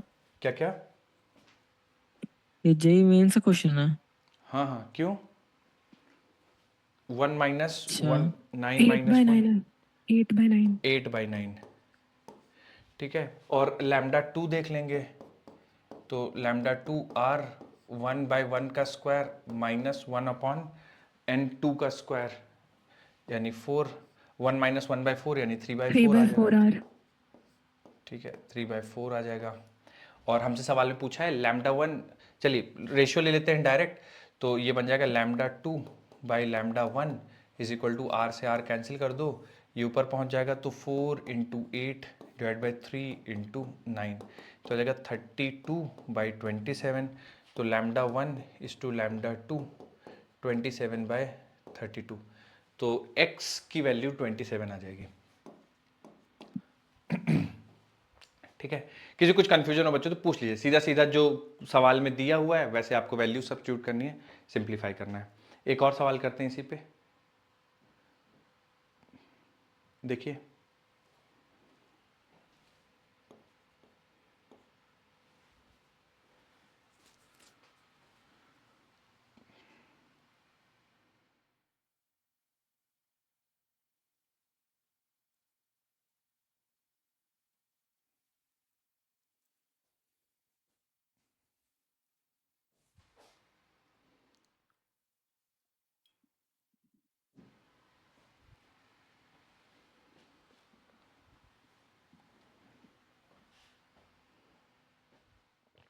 बहुत सारी चीजें लिखी हुई हैं बच्चों, तो घबराना नहीं है, जो जो सवाल में कहा गया है वैसा वैसा करते जाइए बस।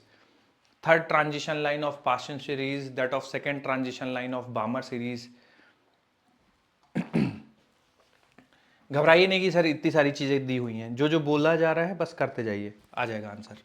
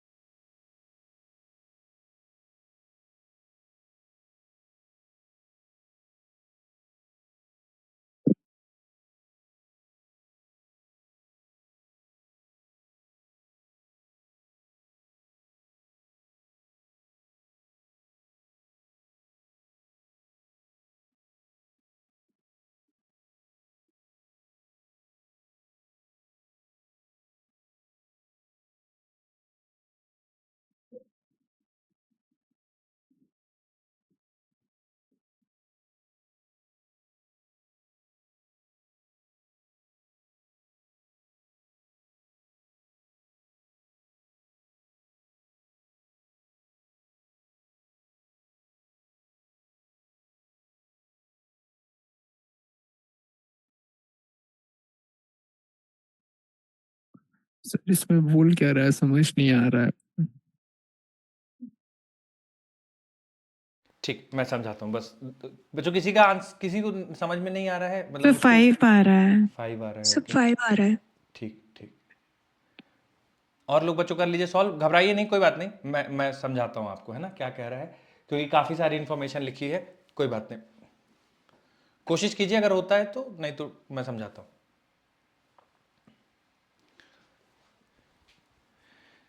ठीक है, देखिए जो सवाल में बोला गया है कि एक हाइड्रोजन स्पेक्ट्रम है, lambda be the wavelength of first transition line of Lyman series. तो एक एक करके ना एक एक लाइन पढ़ते हैं और जो सवाल में कह रहा है उसको नोट करते जाते हैं। तो कह रहा है कि lambda be the wavelength of first transition line of Lyman series. तो उसके आधार पे लिख देते हैं हम लोग पहली इक्वेशन की, जो लैम्डा है वो फर्स्ट लाइन है लाइमन सीरीज की। बच्चों जैसे first line of Lyman series बोलता है तो ट्रांजिशन कहाँ से कहाँ लेना चाहिए फर्स्ट लाइन के लिए, लाइमन 2 सीरीज से 1 2 से 1 2 2 से से 1, 1 ठीक। तो ये 1 स्क्वायर माइनस 1/2 स्क्वायर, ठीक है। तो बन जाएगा r 1 माइनस 1/4, तो ये बन जाएगा 3/4। तो लैम्डा को बोला गया है कि ये बराबर है 4/3r के, ओके। ये पहली लाइन से हम लोग ये कंक्लूड कर सकते हैं। अगली बात बोला है the wavelength difference will be A lambda between the wavelength of third transition line of Paschen series and that of second transition line of बामर। तो पास्चन के लिए लिख देते हैं पहले, तो पास्चन के लिए लिखेंगे तो आर ब्रैकेट, तो लाइमन बामर पास्चन, पास्चन के लिए जो फाइनल फिक्स है वो 3 का स्क्वायर है, और बोला गया इसके लिए कि third transition line of Paschen. तो बच्चों third transition line of Paschen के लिए क्या लिखना चाहिए हम लोग को, ट्रांजिशन 6 to 3 आ रही है। 36 आ जाएगा। 36 आ जाएगा, 6 से 3 आएगा तब जाके थर्ड होगा। कैसे सर? क्योंकि 4 से 3 फर्स्ट हो गया, 5 Yes, से 3 sir. सेकंड, 6 से 3 थर्ड, तो यहाँ पे 6 रखना पड़ेगा, ठीक है। तो लैम्डा पास्चन निकाल लेंगे आप, तो ये बन जाएगा 1/लैम्डा पी आर, और ये बच्चों लेता हूँ एलसीएम 36, तो बन जाएगा 9 4 माइनस 1, तो लैम्डा पास्चन की वैल्यू आ जाएगी, ये 3 बचेगा बच्चों, है ना, 3 से कैंसिल करेंगे 12, R/12। 12/r, ऐसा कुछ आ जाएगा ना बच्चों, देखिएगा एक बार। Yes sir, yes sir. अब अगला आ जाते हैं, अगले हमें बात कर रहा है ब्रैकेट के बारे में, तो partial line of and second transition Balmer की बात कर रहे हैं ना, तो 1/लैम्डा बामर आर, ठीक है। तो हमें बामर के लिए पता है कि 1/2 का स्क्वायर होना चाहिए, और चूंकि सेकेंड ट्रांजिशन बोल रहे हैं तो कहाँ से शुरू करना चाहिए बच्चों? 4 से 4 से 4 से तो 4 से यानी 16 लिखना पड़ेगा, तो 1/लैम्डा Balmer it is equal to R, LCM ले लीजिए 16, तो 4 माइनस 1, तो लैम्डा बामर की वैल्यू आ जाएगी 16/3r। देखिए बच्चों आप लोग अभी मैच कर रहे थे क्या 16/3r बामर के लिए? यस सर, यस यही आ रहा था। अब सवाल में बोला गया है कि जो इनका डिफरेंस है, the wavelength difference will be A lambda. तो बच्चों ये 12/r है और 16/3r है, तो ये वाली वैल्यू बड़ी होगी, इसमें से इसको माइनस कर देते हैं, तो 12/r और माइनस कर देते हैं 16/3r, और ये आंसर किसके बराबर आ जाएगा बच्चों? ए लैम्डा के बराबर आ ये जाएगा। लैम्डा। तो ए और लैम्डा की वैल्यू है 4/3r। बच्चों आया है समझ में ये कहां से लिख दिया 4/3r? यस जो यस यस पहली Yes, sir. इंफॉर्मेशन दी है ना, तो वहां से सब्स्टिट्यूट कर दिया है। तो आप एक काम करो, 3 से ऊपर नीचे मल्टीप्लाई कर देते हैं इसमें, तो ये बन जाएगा 3r 3r 3r 3r cancel हो जाएगा, ये बन जाएगा 36, 36 में से 16 घट जाएगी 20 बन जाएगा, 20 बराबर 4a, तो a का वैल्यू 5 आ जाएगा, ठीक है। तो इसमें कई सारी चीजें लिखी हुई थी, पर ये कहना कि मुश्किल था वैसा तो नहीं है, पर हाँ कई सारी इंफॉर्मेशन थी कि पहली लाइन से कुछ आपको लिखना पड़ेगा, फिर difference between third transition line of Paschen and second transition of बामर, फिर आप सिंप्लीफाई करेंगे, फिर जाके फाइनल आंसर तक पहुंचेंगे। तो काफ़ी सारी इंफॉर्मेशन थी, नोट कर लीजिए। जिनका आ गया था बढ़िया बच्चों, मतलब जिन लोगों ने सॉल्व कर लिया वेरी गुड, आसान नहीं था।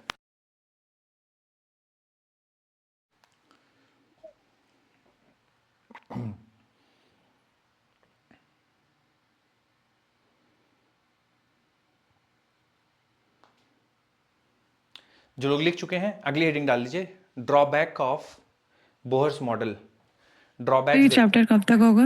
बस लास्ट टॉपिक ही है ये, drawbacks of Bohr's model. X-ray नहीं है बच्चों आपके सिलेबस में, ठीक है, एक्सरे नहीं है तो नहीं करेंगे हम लोग। इसके बाद तो Study है, न्यूक्लियर ही sir. होगा ना? हाँ, इसके बाद न्यूक्लियाई। एक्सरे पूरा हट गया सर। हाँ, एक्सरे हट गया।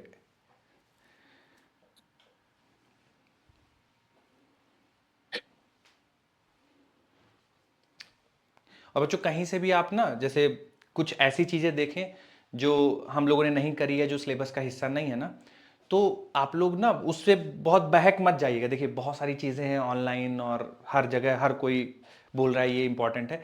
आप जो बेसिक है ना, जो सिलेबस का हिस्सा है वो पहले कर लीजिएगा, ठीक है।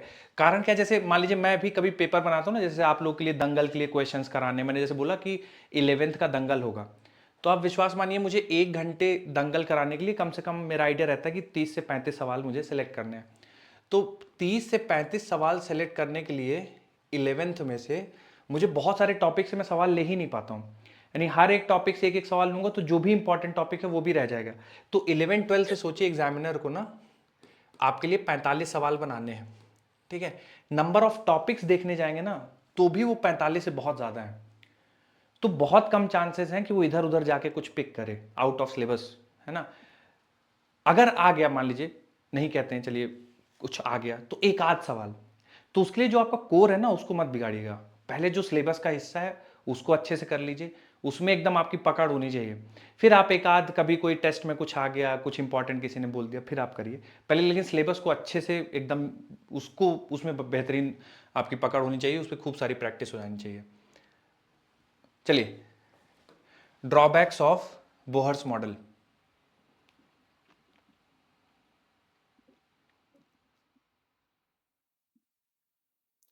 एक एक करके बच्चों थोड़ा सा बोहर्स मॉडल के ड्रॉबैक्स देखते हैं, और इनमें से मैं कुछ आप लोगों से भी पूछते रहूंगा। जैसे पहला है ड्रॉबैक कि this model could not explain the fine structure of spectral line, Zeeman effect and Stark effect. तो बच्चों थोड़ा सा मैं इसके बारे में आपको आइडिया देता हूँ। आप में से कोई जानता है क्या ज़ीमैन इफेक्ट या स्टार्क इफेक्ट? सर जीवैन इफेक्ट में सर जीमैन इफेक्ट का मतलब होता है ना इलेक्ट्रिक मैग्नेटिक फील्ड को एक्सप्लेन नहीं कर पाते। स्टार्क इफेक्ट का मतलब इलेक्ट्रिक फील्ड को एक्सप्लेन नहीं कर पाते हैं ये। Okay, The splitting of light in the presence of magnetic field or electric field. बहुत बढ़िया, ठीक है, ठीक है। तो बिल्कुल ठीक है। जैसे पहले मैं एक एक करके तीनों चीजें आप लोग को एक्सप्लेन करता हूं। पहला है कि this model could not explain the fine structure of spectral line. तो जैसे ये तो पता चल गया कि एमिशन स्पेक्ट्रम में, जब एमिशन स्पेक्ट्रम देखा गया तो इस वेवलेंथ के फोटॉन्स हमें क्यों मिल रहे हैं, उसका आंसर मिल गया कि हायर एक्साइटेड स्टेट से लोअर एक्साइटेड। पर उन लाइंस में भी सब लेवल थे, है ना, तो उसका कोई एक्सप्लेनेशन नहीं था। तो जो फाइन स्ट्रक्चर था, मतलब एक लाइन तो समझ में आता है, बट वहां पे ना सब लेवल भी थे लाइंस के, तो वो क्यों आ रहे थे उसका कोई एक्सप्लेनेशन नहीं था, ठीक है। उसके बाद ज़ीमैन इफेक्ट और स्टार्क इफेक्ट। देखिए यहाँ पे ना जितने भी बोहर्स मॉडल में डिस्कशन हुआ तो हम लोगों ने इलेक्ट्रॉन को देखा कि इलेक्ट्रॉन एक पार्टिकल है, वो न्यूक्लियस के चारों तरफ घूम रहा है, पर एक्चुअल में इलेक्ट्रॉन अपनी एक्सिस में भी स्पिन करता है। तो बोहर्स मॉडल ने उस पर कोई डिस्कशन नहीं किया, ठीक है। और ये जो ज़ीमैन इफेक्ट है और जो स्टार्क इफेक्ट है, मतलब कि अगर आप मैग्नेटिक फील्ड में एटम को रख दें या इलेक्ट्रिक फील्ड में एटम को रख देंगे तो फिर जो आपको बैंड मिल रहा था स्पेक्ट्रम का वो टूट जाएगा, मतलब उसमें भी फाइन मतलब सब लेवल्स क्रिएट हो जाएंगे। तो ऐसा क्यों हो रहा है उसका आंसर नहीं दे पा रहे, ठीक है। तो क्यों इलेक्ट्रिक फील्ड और मैग्नेटिक फील्ड में सब लेवल्स क्यों बन जाते हैं स्पेक्ट्रल लाइन का, उसका आंसर नहीं था, क्योंकि उसका आंसर लाई करता है जब आप इलेक्ट्रॉन की स्पिन को इंक्लूड करें और भी कई सारे कॉन्सेप्ट्स को इंक्लूड करें, तो फिर ज़ीमैन इफेक्ट और स्टार्क इफेक्ट को एक्सप्लेन किया जा सकता है। क्योंकि इन्होंने इलेक्ट्रॉन के स्पिन को काउंट नहीं किया था, इसलिए इसका कोई भी आंसर नहीं मिलता है, ठीक है। दूसरा, this is valid only for single electron system, can not explain the electron electron interaction. तो ये तो बच्चों आप समझ ही रहे होंगे, है ना, सिंगल इलेक्ट्रॉन सिस्टम के लिए वैलिड था, ठीक है। अगर मल्टीपल इलेक्ट्रॉन होंगे तो क्या होगा सर? मल्टीपल इलेक्ट्रॉन होंगे तो मान लीजिए जैसे न्यूक्लियस है, बच्चों कोई समझाना चाहेगा कि मल्टीपल इलेक्ट्रॉन होंगे तो क्या प्रॉब्लम आ जाएगी? जैसे सिंगल इलेक्ट्रॉन के लिए तो वैलिड है बोर्स मॉडल, पर मल्टीपल इलेक्ट्रॉन होंगे तो क्या दिक्कत आ जाएगी, कैसे एक्सप्लेन नहीं कर पाएंगे? बच्चों देखिए, अगर मल्टीपल इलेक्ट्रॉन हो गए ना, ठीक है, जैसे मान लीजिए 2 इलेक्ट्रॉन हो गए, ठीक है, या 2 से ज्यादा हो गए, तो ये वाला इलेक्ट्रॉन, जैसे इस इलेक्ट्रॉन पे न्यूक्लियस तो फोर्स लगाएगा ही, साथ ही साथ इस इलेक्ट्रॉन पे रिपल्सिव फोर्स भी लगेगा, ठीक है। तो उसको हम काउंट नहीं करते हैं। या मान लीजिए यहाँ पे एक और इलेक्ट्रॉन है, ठीक है, मल्टी इलेक्ट्रॉन सिस्टम। अब ये भी इस पे रिपल्सिव फोर्स लगाएगा तो उसको भी हम लोग काउंट नहीं करते। तो वन इलेक्ट्रॉन सिस्टम के लिए वैलिड है, मल्टीपल इलेक्ट्रॉन होंगे तो फिर ये काम नहीं करेगा। तो बच्चों आप ये दोनों लाइन लिख लीजिए एज इट इज, फिर आगे बढ़ते हैं।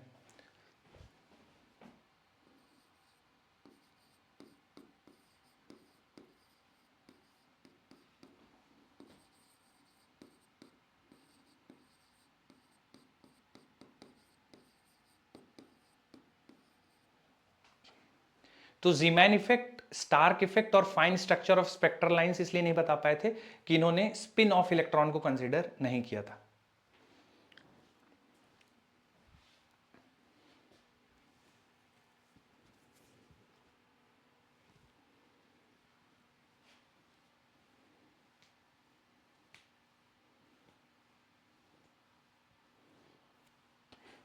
हो गया सर। ठीक बच्चों, स्लाइड चेंज कर रहा हूं, अगला स्लाइड लगा रहा हूं। Sir 1 minute. लिखिए लिखिए।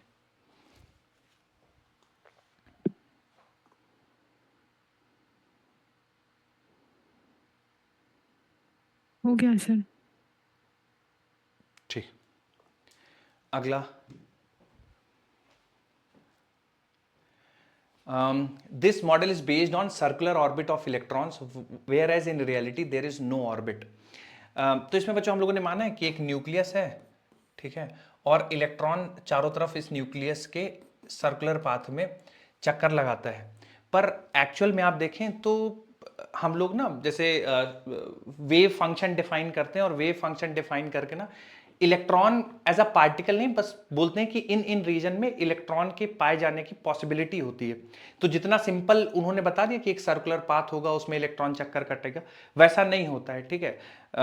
हम लोग चूंकि इलेक्ट्रॉन बहुत तेज स्पीड से यहाँ पे घूम रहा होता है ना, तो इलेक्ट्रॉन के पाए जाने की पॉसिबिलिटी का फंक्शन हम लोग डिफाइन करते हैं कि यहाँ पाए जाने की पॉसिबिलिटी सबसे ज़्यादा है, यहाँ पाए जाने की पॉसिबिलिटी सबसे ज़्यादा है।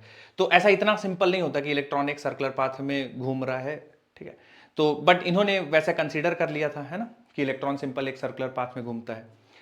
Electron is presumed to revolve around nucleus only where is in reality motion of electron can not be described. जैसे मैंने कहा कि पार्टिकल नहीं है, इलेक्ट्रॉन एक जगह पे प्रेजेंट नहीं है, हम लोग प्रोबेबिलिटी का फंक्शन डिफाइन करते हैं कि यहाँ पे इलेक्ट्रॉन एक्चुअल में हो सकता है, यहाँ पे पाए जाने की प्रोबेबिलिटी सबसे ज़्यादा है, ऐसा। तो वैसा मतलब इन्होंने एक सिंपल एक पार्टिकल मान लिया जो कि सर्कुलर मोशन कर रहा है, तो फिर तो आप बिल्कुल एक इलेक्ट्रॉन के अगर सर्कुलर मोशन कर रहा है तो फिर मतलब पार्टिकल मान लेंगे तो आप उसकी पोजीशन को डिफाइन करते हैं, ठीक है, पर ऐसा रियलिटी में नहीं होता है, ठीक है। तो ये दोनों पॉइंट्स बच्चों आप नोट कर लीजिए। मतलब वेव नेचर ऑफ इलेक्ट्रॉन को नहीं एक्सप्लेन कर पाए। हाँ, वेव नेचर ऑफ इलेक्ट्रॉन ऐसा उन्होंने, आप लोगों ने थोड़ा बहुत शायद केमिस्ट्री में पढ़ा हो बच्चों, वो वेव फंक्शन पढ़ा है क्या आप लोगों ने, जहाँ पे इलेक्ट्रॉन के पाए जाने की प्रोबेबिलिटी बताते हैं। यस सर, पढ़ा है सर। रिवर्स वेव इक्वेशन में भी था। यस सर पढ़ा है सर। पढ़ा है ना, तो उसमें बहुत Yes, sir. Quantum mechanics involve करके वो पूरा क्वांटम मैकेनिकल को यस सर डिफाइन करते हैं। वैसा इन्होंने कुछ तो बात 3 नहीं की, वेव उन्होंने फंक्शन बोला होते हैं। हाँ, तो उन्होंने कोई प्रोबेबिलिटी फंक्शन डिस्ट्रीब्यूशन ऐसा कुछ नहीं, सिंपल एक पार्टिकल है सर्कल में घूमेगा, पर इतना इजी नहीं है, ठीक है। तो आप नोट कर लीजिए इसको दोनों। सर। वो उसमें मॉड लिख किया जाता है सर, वो त्रिशूल वाला सिंबल रहता है हाँ, उसमें त्रिशूल square वाला सिंबल रहता है, बिल्कुल बिल्कुल। सर हाँ हाँ, ये फिजिक्स वाले बोहर और केमिस्ट्री वाले बोहर दोनों अलग थे नहीं क्या? नहीं नहीं नहीं, अलग अलग नहीं है, दोनों सेम है। बस देखिए फिजिक्स में ना, जैसे आप देखते होंगे केमिस्ट्री में, फिजिक्स में जो मुझे अंतर समझ में आता है कि अप्रोच कैसे करते हैं। जैसे इसमें ज़्यादातर आप लोग को न्यूमेरिकल है ना, कि आप अप्लाई कितना जल्दी कॉन्सेप्ट को करते हैं, तो है वो सेम ही। जो वो बोहर है, नील्स बोहर केमिस्ट्री वाले हैं, वही फिजिक्स वाले हैं, बस दोनों सब्जेक्ट में दोनों पढ़ाने same का है? तरीका थोड़ा सा अलग रहता है। इसमें हमें करना होता है कि आप लोग को न्यूमेरिकल सॉल्व कराएं कि एक छोटी सी चीज बताएं, फिर उससे कितने तरीके से आप उसको अप्लाई कर सकते हैं, ठीक है। केमिस्ट्री में अप्रोच थोड़ा सा अलग रहती है। तो उसमें भी न्यूमेरिकल्स थे। तो अच्छा, same उसमें था भी आप लोगों ने न्यूमेरिकल यस सर, सॉल्व किया? Same same. हाँ क्योंकि सर सर ये physical सेम ही same सीन चल रहा है questions सर थे। तब से उसमें इसमें अच्छा, इसमें तो ठीक है, बढ़िया है फिर। हमारा रिवाइज हो गया सर।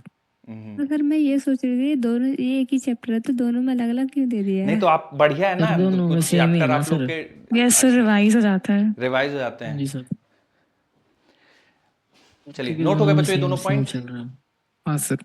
चलिए आगे बढ़ते हैं, अभी नहीं सर। लिखिए लिखिए लिखिए।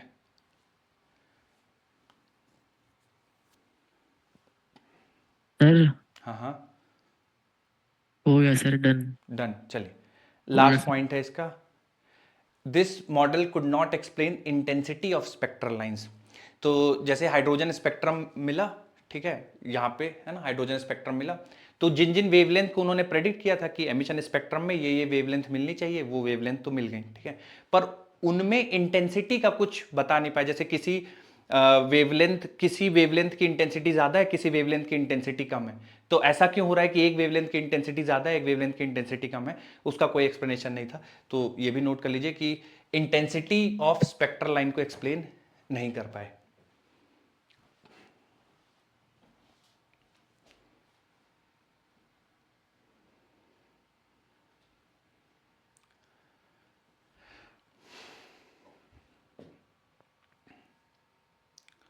Done sir. चलिए, बहुत बढ़िया, बधाई हो बच्चों, आप लोग का एक और चैप्टर खत्म हो गया। अब न्यूक्लियस शुरू सर करेंगे। आपको भी, सर आपको भी, सर आपको भी, सर आपको भी। बिल्कुल बिल्कुल। सर आपकी तरफ, सर आप सर एक और भी ड्रॉबैक था ना सर, हीजनबर्ग अनसर्टेनिटी प्रिंसिपल नहीं कर पाए सर थे टेस्ट एक्सप्लेन। यार छोड़ दो। सर मतलब उसको वायलेट कर रहे थे। हाइजेनबर्ग अनसर्टेनिटी को वायलेट कर रहे थे। हाँ, वो जो जो मैंने ये आपको बताया ना शॉर्ट कमिंग की, इन्होंने एक पार्टिकल मान सर। लिया और बता दिया कि हेलो। घूम रहा है चारों तरफ सर्कल में, तो Heisenberg hello. Uncertainty principle violate hello. कर रहा है बिल्कुल। हाँ बोलो भाई, बोलो बोलो बोलो, आ रही है आवाज। तो हाइजेनबर्ग कह रहा अनसर्टेनिटी हूँ सर प्रिंसिपल आपसे। को इसलिए वायलेट कर रहा है क्योंकि इन्होंने एग्जैक्ट पोजीशन बता दी कि यहाँ पे इलेक्ट्रॉन है, वो घूम रहा है, पर एक्चुअल में सर्टेन नहीं है पोजीशन, है ना। हम लोग प्रोबेबिलिटी बताते हैं कि यहाँ पे इलेक्ट्रॉन पाया जा सकता है, यहाँ पे इलेक्ट्रॉन पाया जा सकता है।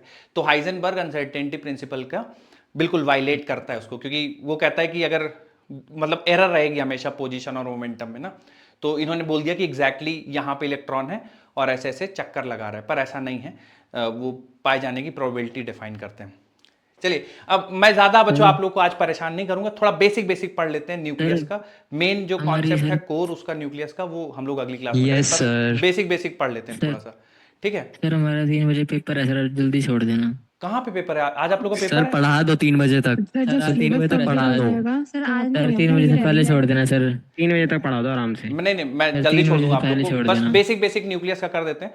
जो न्यूक्लियस में भी देखिए दो हिस्से हैं, एक है जैसे ये ठीक है सर। कॉम्पोजिशन हो गया, डेंसिटी हो गया, है ना, ये बिल्कुल आसान आसान सी चीजें, आपको ज्यादा दिमाग लगाने की जरूरत नहीं है। लेकिन इसमें जो फिजन फ्यूजन और इसके जो न्यूमेरिकल होते हैं, मास डिफेक्ट कैलकुलेट करना, उसमें थोड़ा सा अंडरस्टैंडिंग की जरूरत है। तो मैं ये आपको बेसिक बेसिक आज पढ़ाऊंगा, जो मेन है जिस पे न्यूमेरिकल बनेंगे वो कल की क्लास में करेंगे, ठीक है। लेकिन पेपर कौन सा है आज आप लोग का? कोई कह रहा है पेपर है? सर सर वीपी वीपी वाला है, वीपी वाला। AIR वाला जो पेपर पे है वाले हैं AIR सर वाला पेपर? सिलेबस सर वो तो हर 2 दिन बाद हो रहे हैं। सर। हर 2 दिन के बाद होता है। अच्छा, वो विद्यापीठ ऑफलाइन, वो वीपी ऑफलाइन, वो वाला क्या? हाँ, यस सर, यस सर। तो वो हर 2 दिन बाद आराम से आपका पढ़िए। पेपर है वो? यस सर, यस हर एक Yes, दिन बाद sir. सर, 2 दिन बाद नहीं। हर ऑल्टरनेट डे सर, आपका हर पेपर होगा वो 2-3 वीपी दिन। वाला?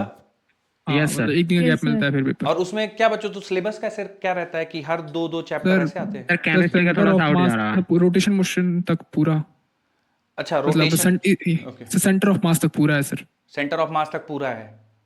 हाँ, और 12th में कुछ चैप्टर्स हैं उसका, मतलब 30% पीछे का भी रहता है, और प्लस आगे का इलेक्ट्रोमैग्नेटिक इंडक्शन भी है। EMI भी है सर। तो जैसे पूरा हर दूसरे syllabus दिन complete पेपर कर होता रहे हैं है, धीमे-धीमे। तो सिलेबस ऐड होते जा रहा है या यस हाँ, सर, ऐड ऐड होते होता जा जा रहा रहा है। है। सर ऐड होते जा रहा है होता जा रहा है, पीछे वाला ऐड होता जा रहा है उसमें। अच्छा, पीछे अच्छा। वाले का सर 30-40% करके आता रहता है। ठीक है तो सर। मतलब हफ्ते भर में 3 टेस्ट तो आपके वीपी वाले हो जाते हैं, और संडे में जो मेजर और नहीं सर, AITS VP है वो वाले चल ही 2 रहे होते हैं। हैं सर, VP वाले 2 होते हैं सर। वीपी वाले हफ्ते में 2 होते हैं, हाँ, और एक मेजर होता है। और एक मेजर होता है संडे को, है ना? यस सर, पिछले Yes, sir. हफ्ते से तो ये तो AITS मेजर अब नहीं मेजर होगा, में अब AITS AITS होगा। अब AITS होंगे आपके लगातार, हर संडे AITS हाँ। है? हाँ, अच्छा अच्छा, तो यार आप लोग काफी, मतलब इन अ वीक आप 3 टेस्ट तो दे ही रहे हैं आप हफ्ते में, है ना? Yes sir. Yes, sir. और सर ऑफलाइन फैकल्टी ले ले, वो अलग है। सर जब आप सिलेबस Doubt वाली faculty ले लेती है। हमारी याद आएगी। सिलेबस क्या कह रहे हैं? सिलेबस डाउट करवा वाली दोगे? फैकल्टी भी टेस्ट ले लेती है। 12th वाले, मतलब जो ऑफलाइन फैकल्टी, वो भी टेस्ट ले लेते हैं आप लोग का? ये सर हाँ। कल ही ले लिया था हमारा, फिर अब कल भी है सर, कल भी है। काफी संघर्ष है आप लोग के जीवन में, ठीक है, कोई बात नहीं है, तो आदत हो जाएगी। डॉक्टर्स का तो वैसे भी रहता ही है थोड़ा हेक्टिक शेड्यूल, कोई नहीं, चलिए खुद ही चूज किया है। सर पढ़ाइए। हाँ हाँ। चलिए बच्चों थोड़ा सा न्यूक्लियस के बारे में पढ़ते हैं, बेसिक बेसिक अंडरस्टैंडिंग। तो पहले न्यूक्लियस होता क्या है, डालिए बच्चों हेडिंग मेन, थोड़े कुछ पॉइंट्स लिख लेंगे। Central of, at the centre of all atoms highly positive, मतलब एंटायर पॉजिटिव चार्जेस कॉन्सेंट्रेटेड, और बहुत कम स्पेस ऑक्यूपाई करता है एटम का, ठीक है, और उस छोटे से स्पेस में पूरा मास कॉन्सेंट्रेटेड रहता है, उसी को हम लोग न्यूक्लियस कहते हैं। तो बच्चों एक लाइन लिख लीजिए थोड़ा सा न्यूक्लियस के बारे में।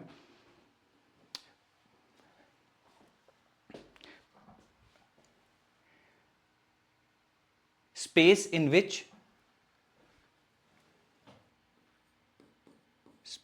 in which entire positive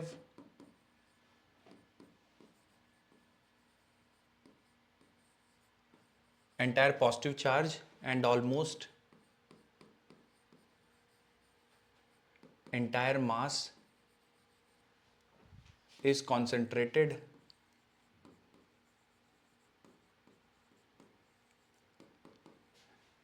is called as nucleus.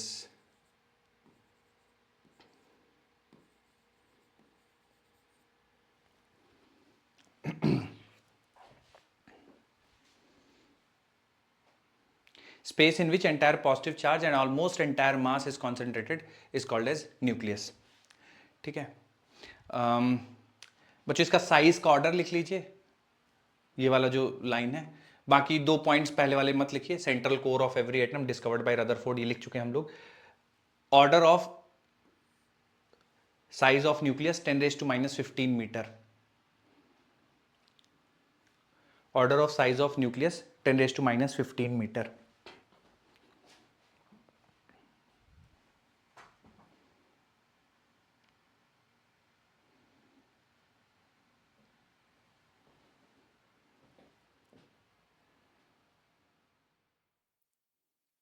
हुआ नहीं है सर, लिख रहे हैं। लिखिए लिखिए लिखिए, सारे लाइन मत लिखिएगा, ये ऑलरेडी लिख चुके हैं, बस लास्ट पॉइंट लिखिएगा। Order of size of nucleus 10⁻⁻15 metre.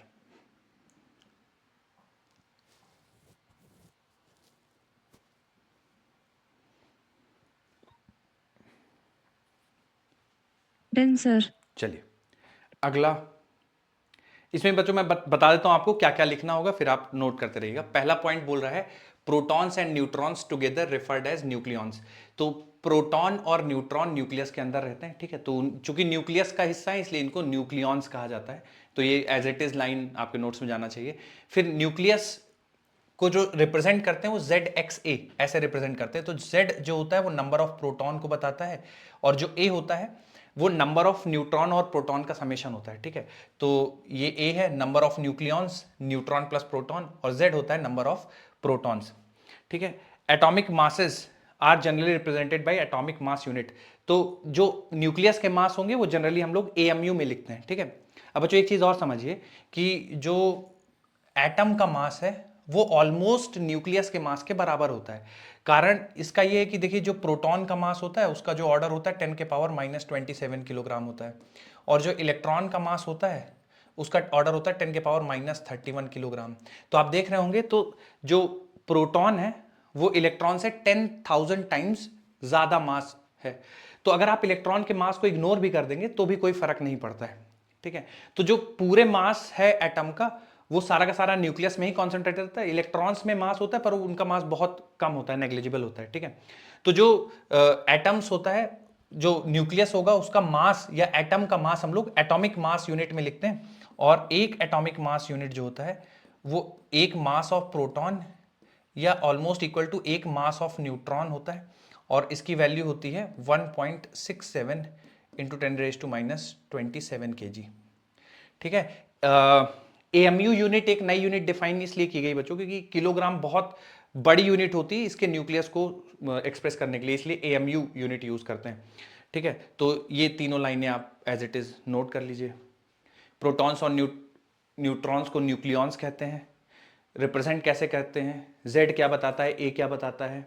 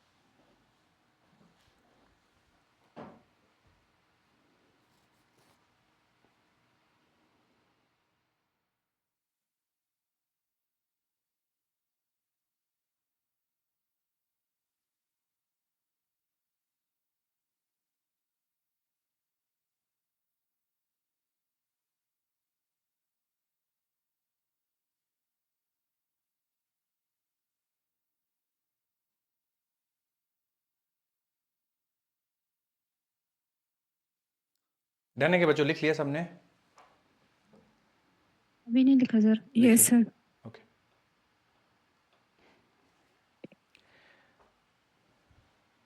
बच्चों न्यूक्लियस के टाइप होते हैं 3, अभी हम लोग लिखेंगे।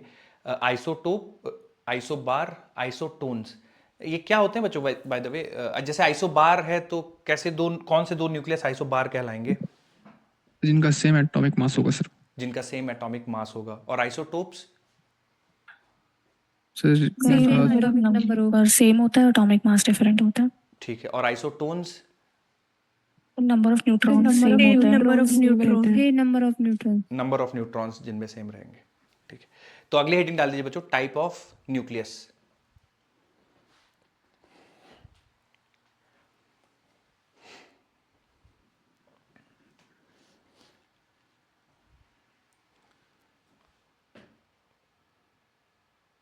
टाइप ऑफ 10 सेकंड और बस 10 सेकंड और बस। लिखिए लिखिए लिखिए।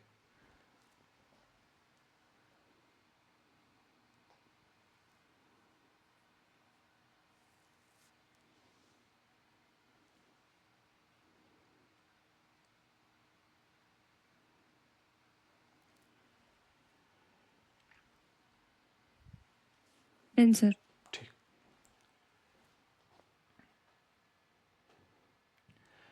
अब बच्चों ये लिखने हैं आपको, आइसोटोप ऐसे न्यूक्लियस जिनके सेम एटॉमिक नंबर हो, तो बिल्कुल एज इट इज आप लिख लीजिए। आइसोबार जिनके सेम एटॉमिक मास नंबर हो। आइसोटोन जिनके पास सेम ए माइनस एट यानी सेम नंबर ऑफ न्यूट्रॉन्स हो।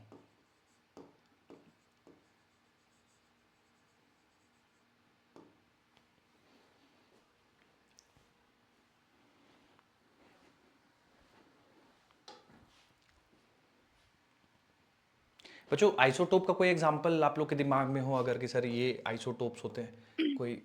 Sir hydrogen, O16 and O। ड्यूटियन और ट्रिटियम। एक 1H1, 1H2, यस सर, ये 1H3 भी हो है। गए, और 1s3। है ना? ये sir sir protium, carbon 12, deuterium, carbon tritium. 14। कौन सर सा? कार्बन 12 और कार्बन 14। Carbon 12, carbon 14। कार्बन 12 और कार्बन 14। कार्बन 14, एकदम एकदम बहुत बढ़िया। आइसोबार के बच्चों कुछ एग्जांपल दे पाए अगर आप लोग? सर पोटेशियम एंड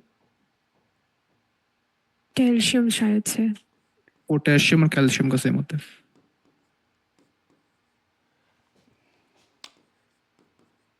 आर्गन होता है सर। आर्गन होता है ना बच्चों, पोटेशियम का सेम, कैल्शियम आर्गन रहता है ना, एक बार चेक कर लेना तुम लोग भी। तो कैल्शियम 40 मेरे हिसाब से आर्गन होता है, पोटेशियम का आर्गन ही होगा। आर्गन ही है सर। हाँ, क्योंकि पोटेशियम का जितना मुझे आ रहा है शायद 39 होता है ना, तुम लोग देख लेना। तो हाँ हाँ सर हाँ। चलिए। अच्छा, अब आइसोटोन्स का बच्चों मेरे दिमाग में नहीं है, पर एक सवाल है जो हम लोग करते हैं अभी।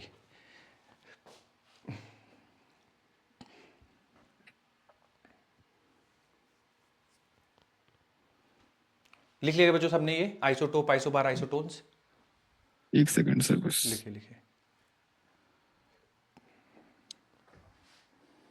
लिख लिया सर। चलिए बहुत बढ़िया।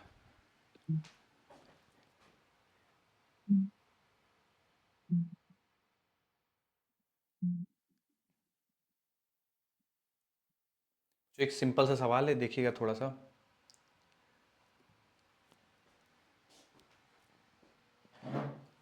Which of the following is a pair of isotones?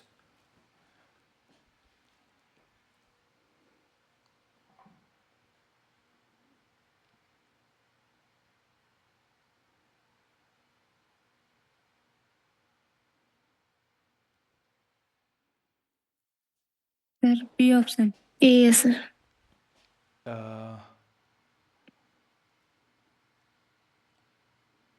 Sir option B. Second option B होगा सर सर। Second option. होगा ऑप्शन बी होगा। Option second B. हो। हाँ बच्चों, ये सेकंड ऑप्शन सही है ना आइसोटोन्स के लिए। ठीक है, बाकी नंबर ऑफ न्यूट्रॉन्स सबका अलग अलग है। ठीक, बी ऑप्शन सही है, ये आइसोटोन होंगे न्यूक्लियस।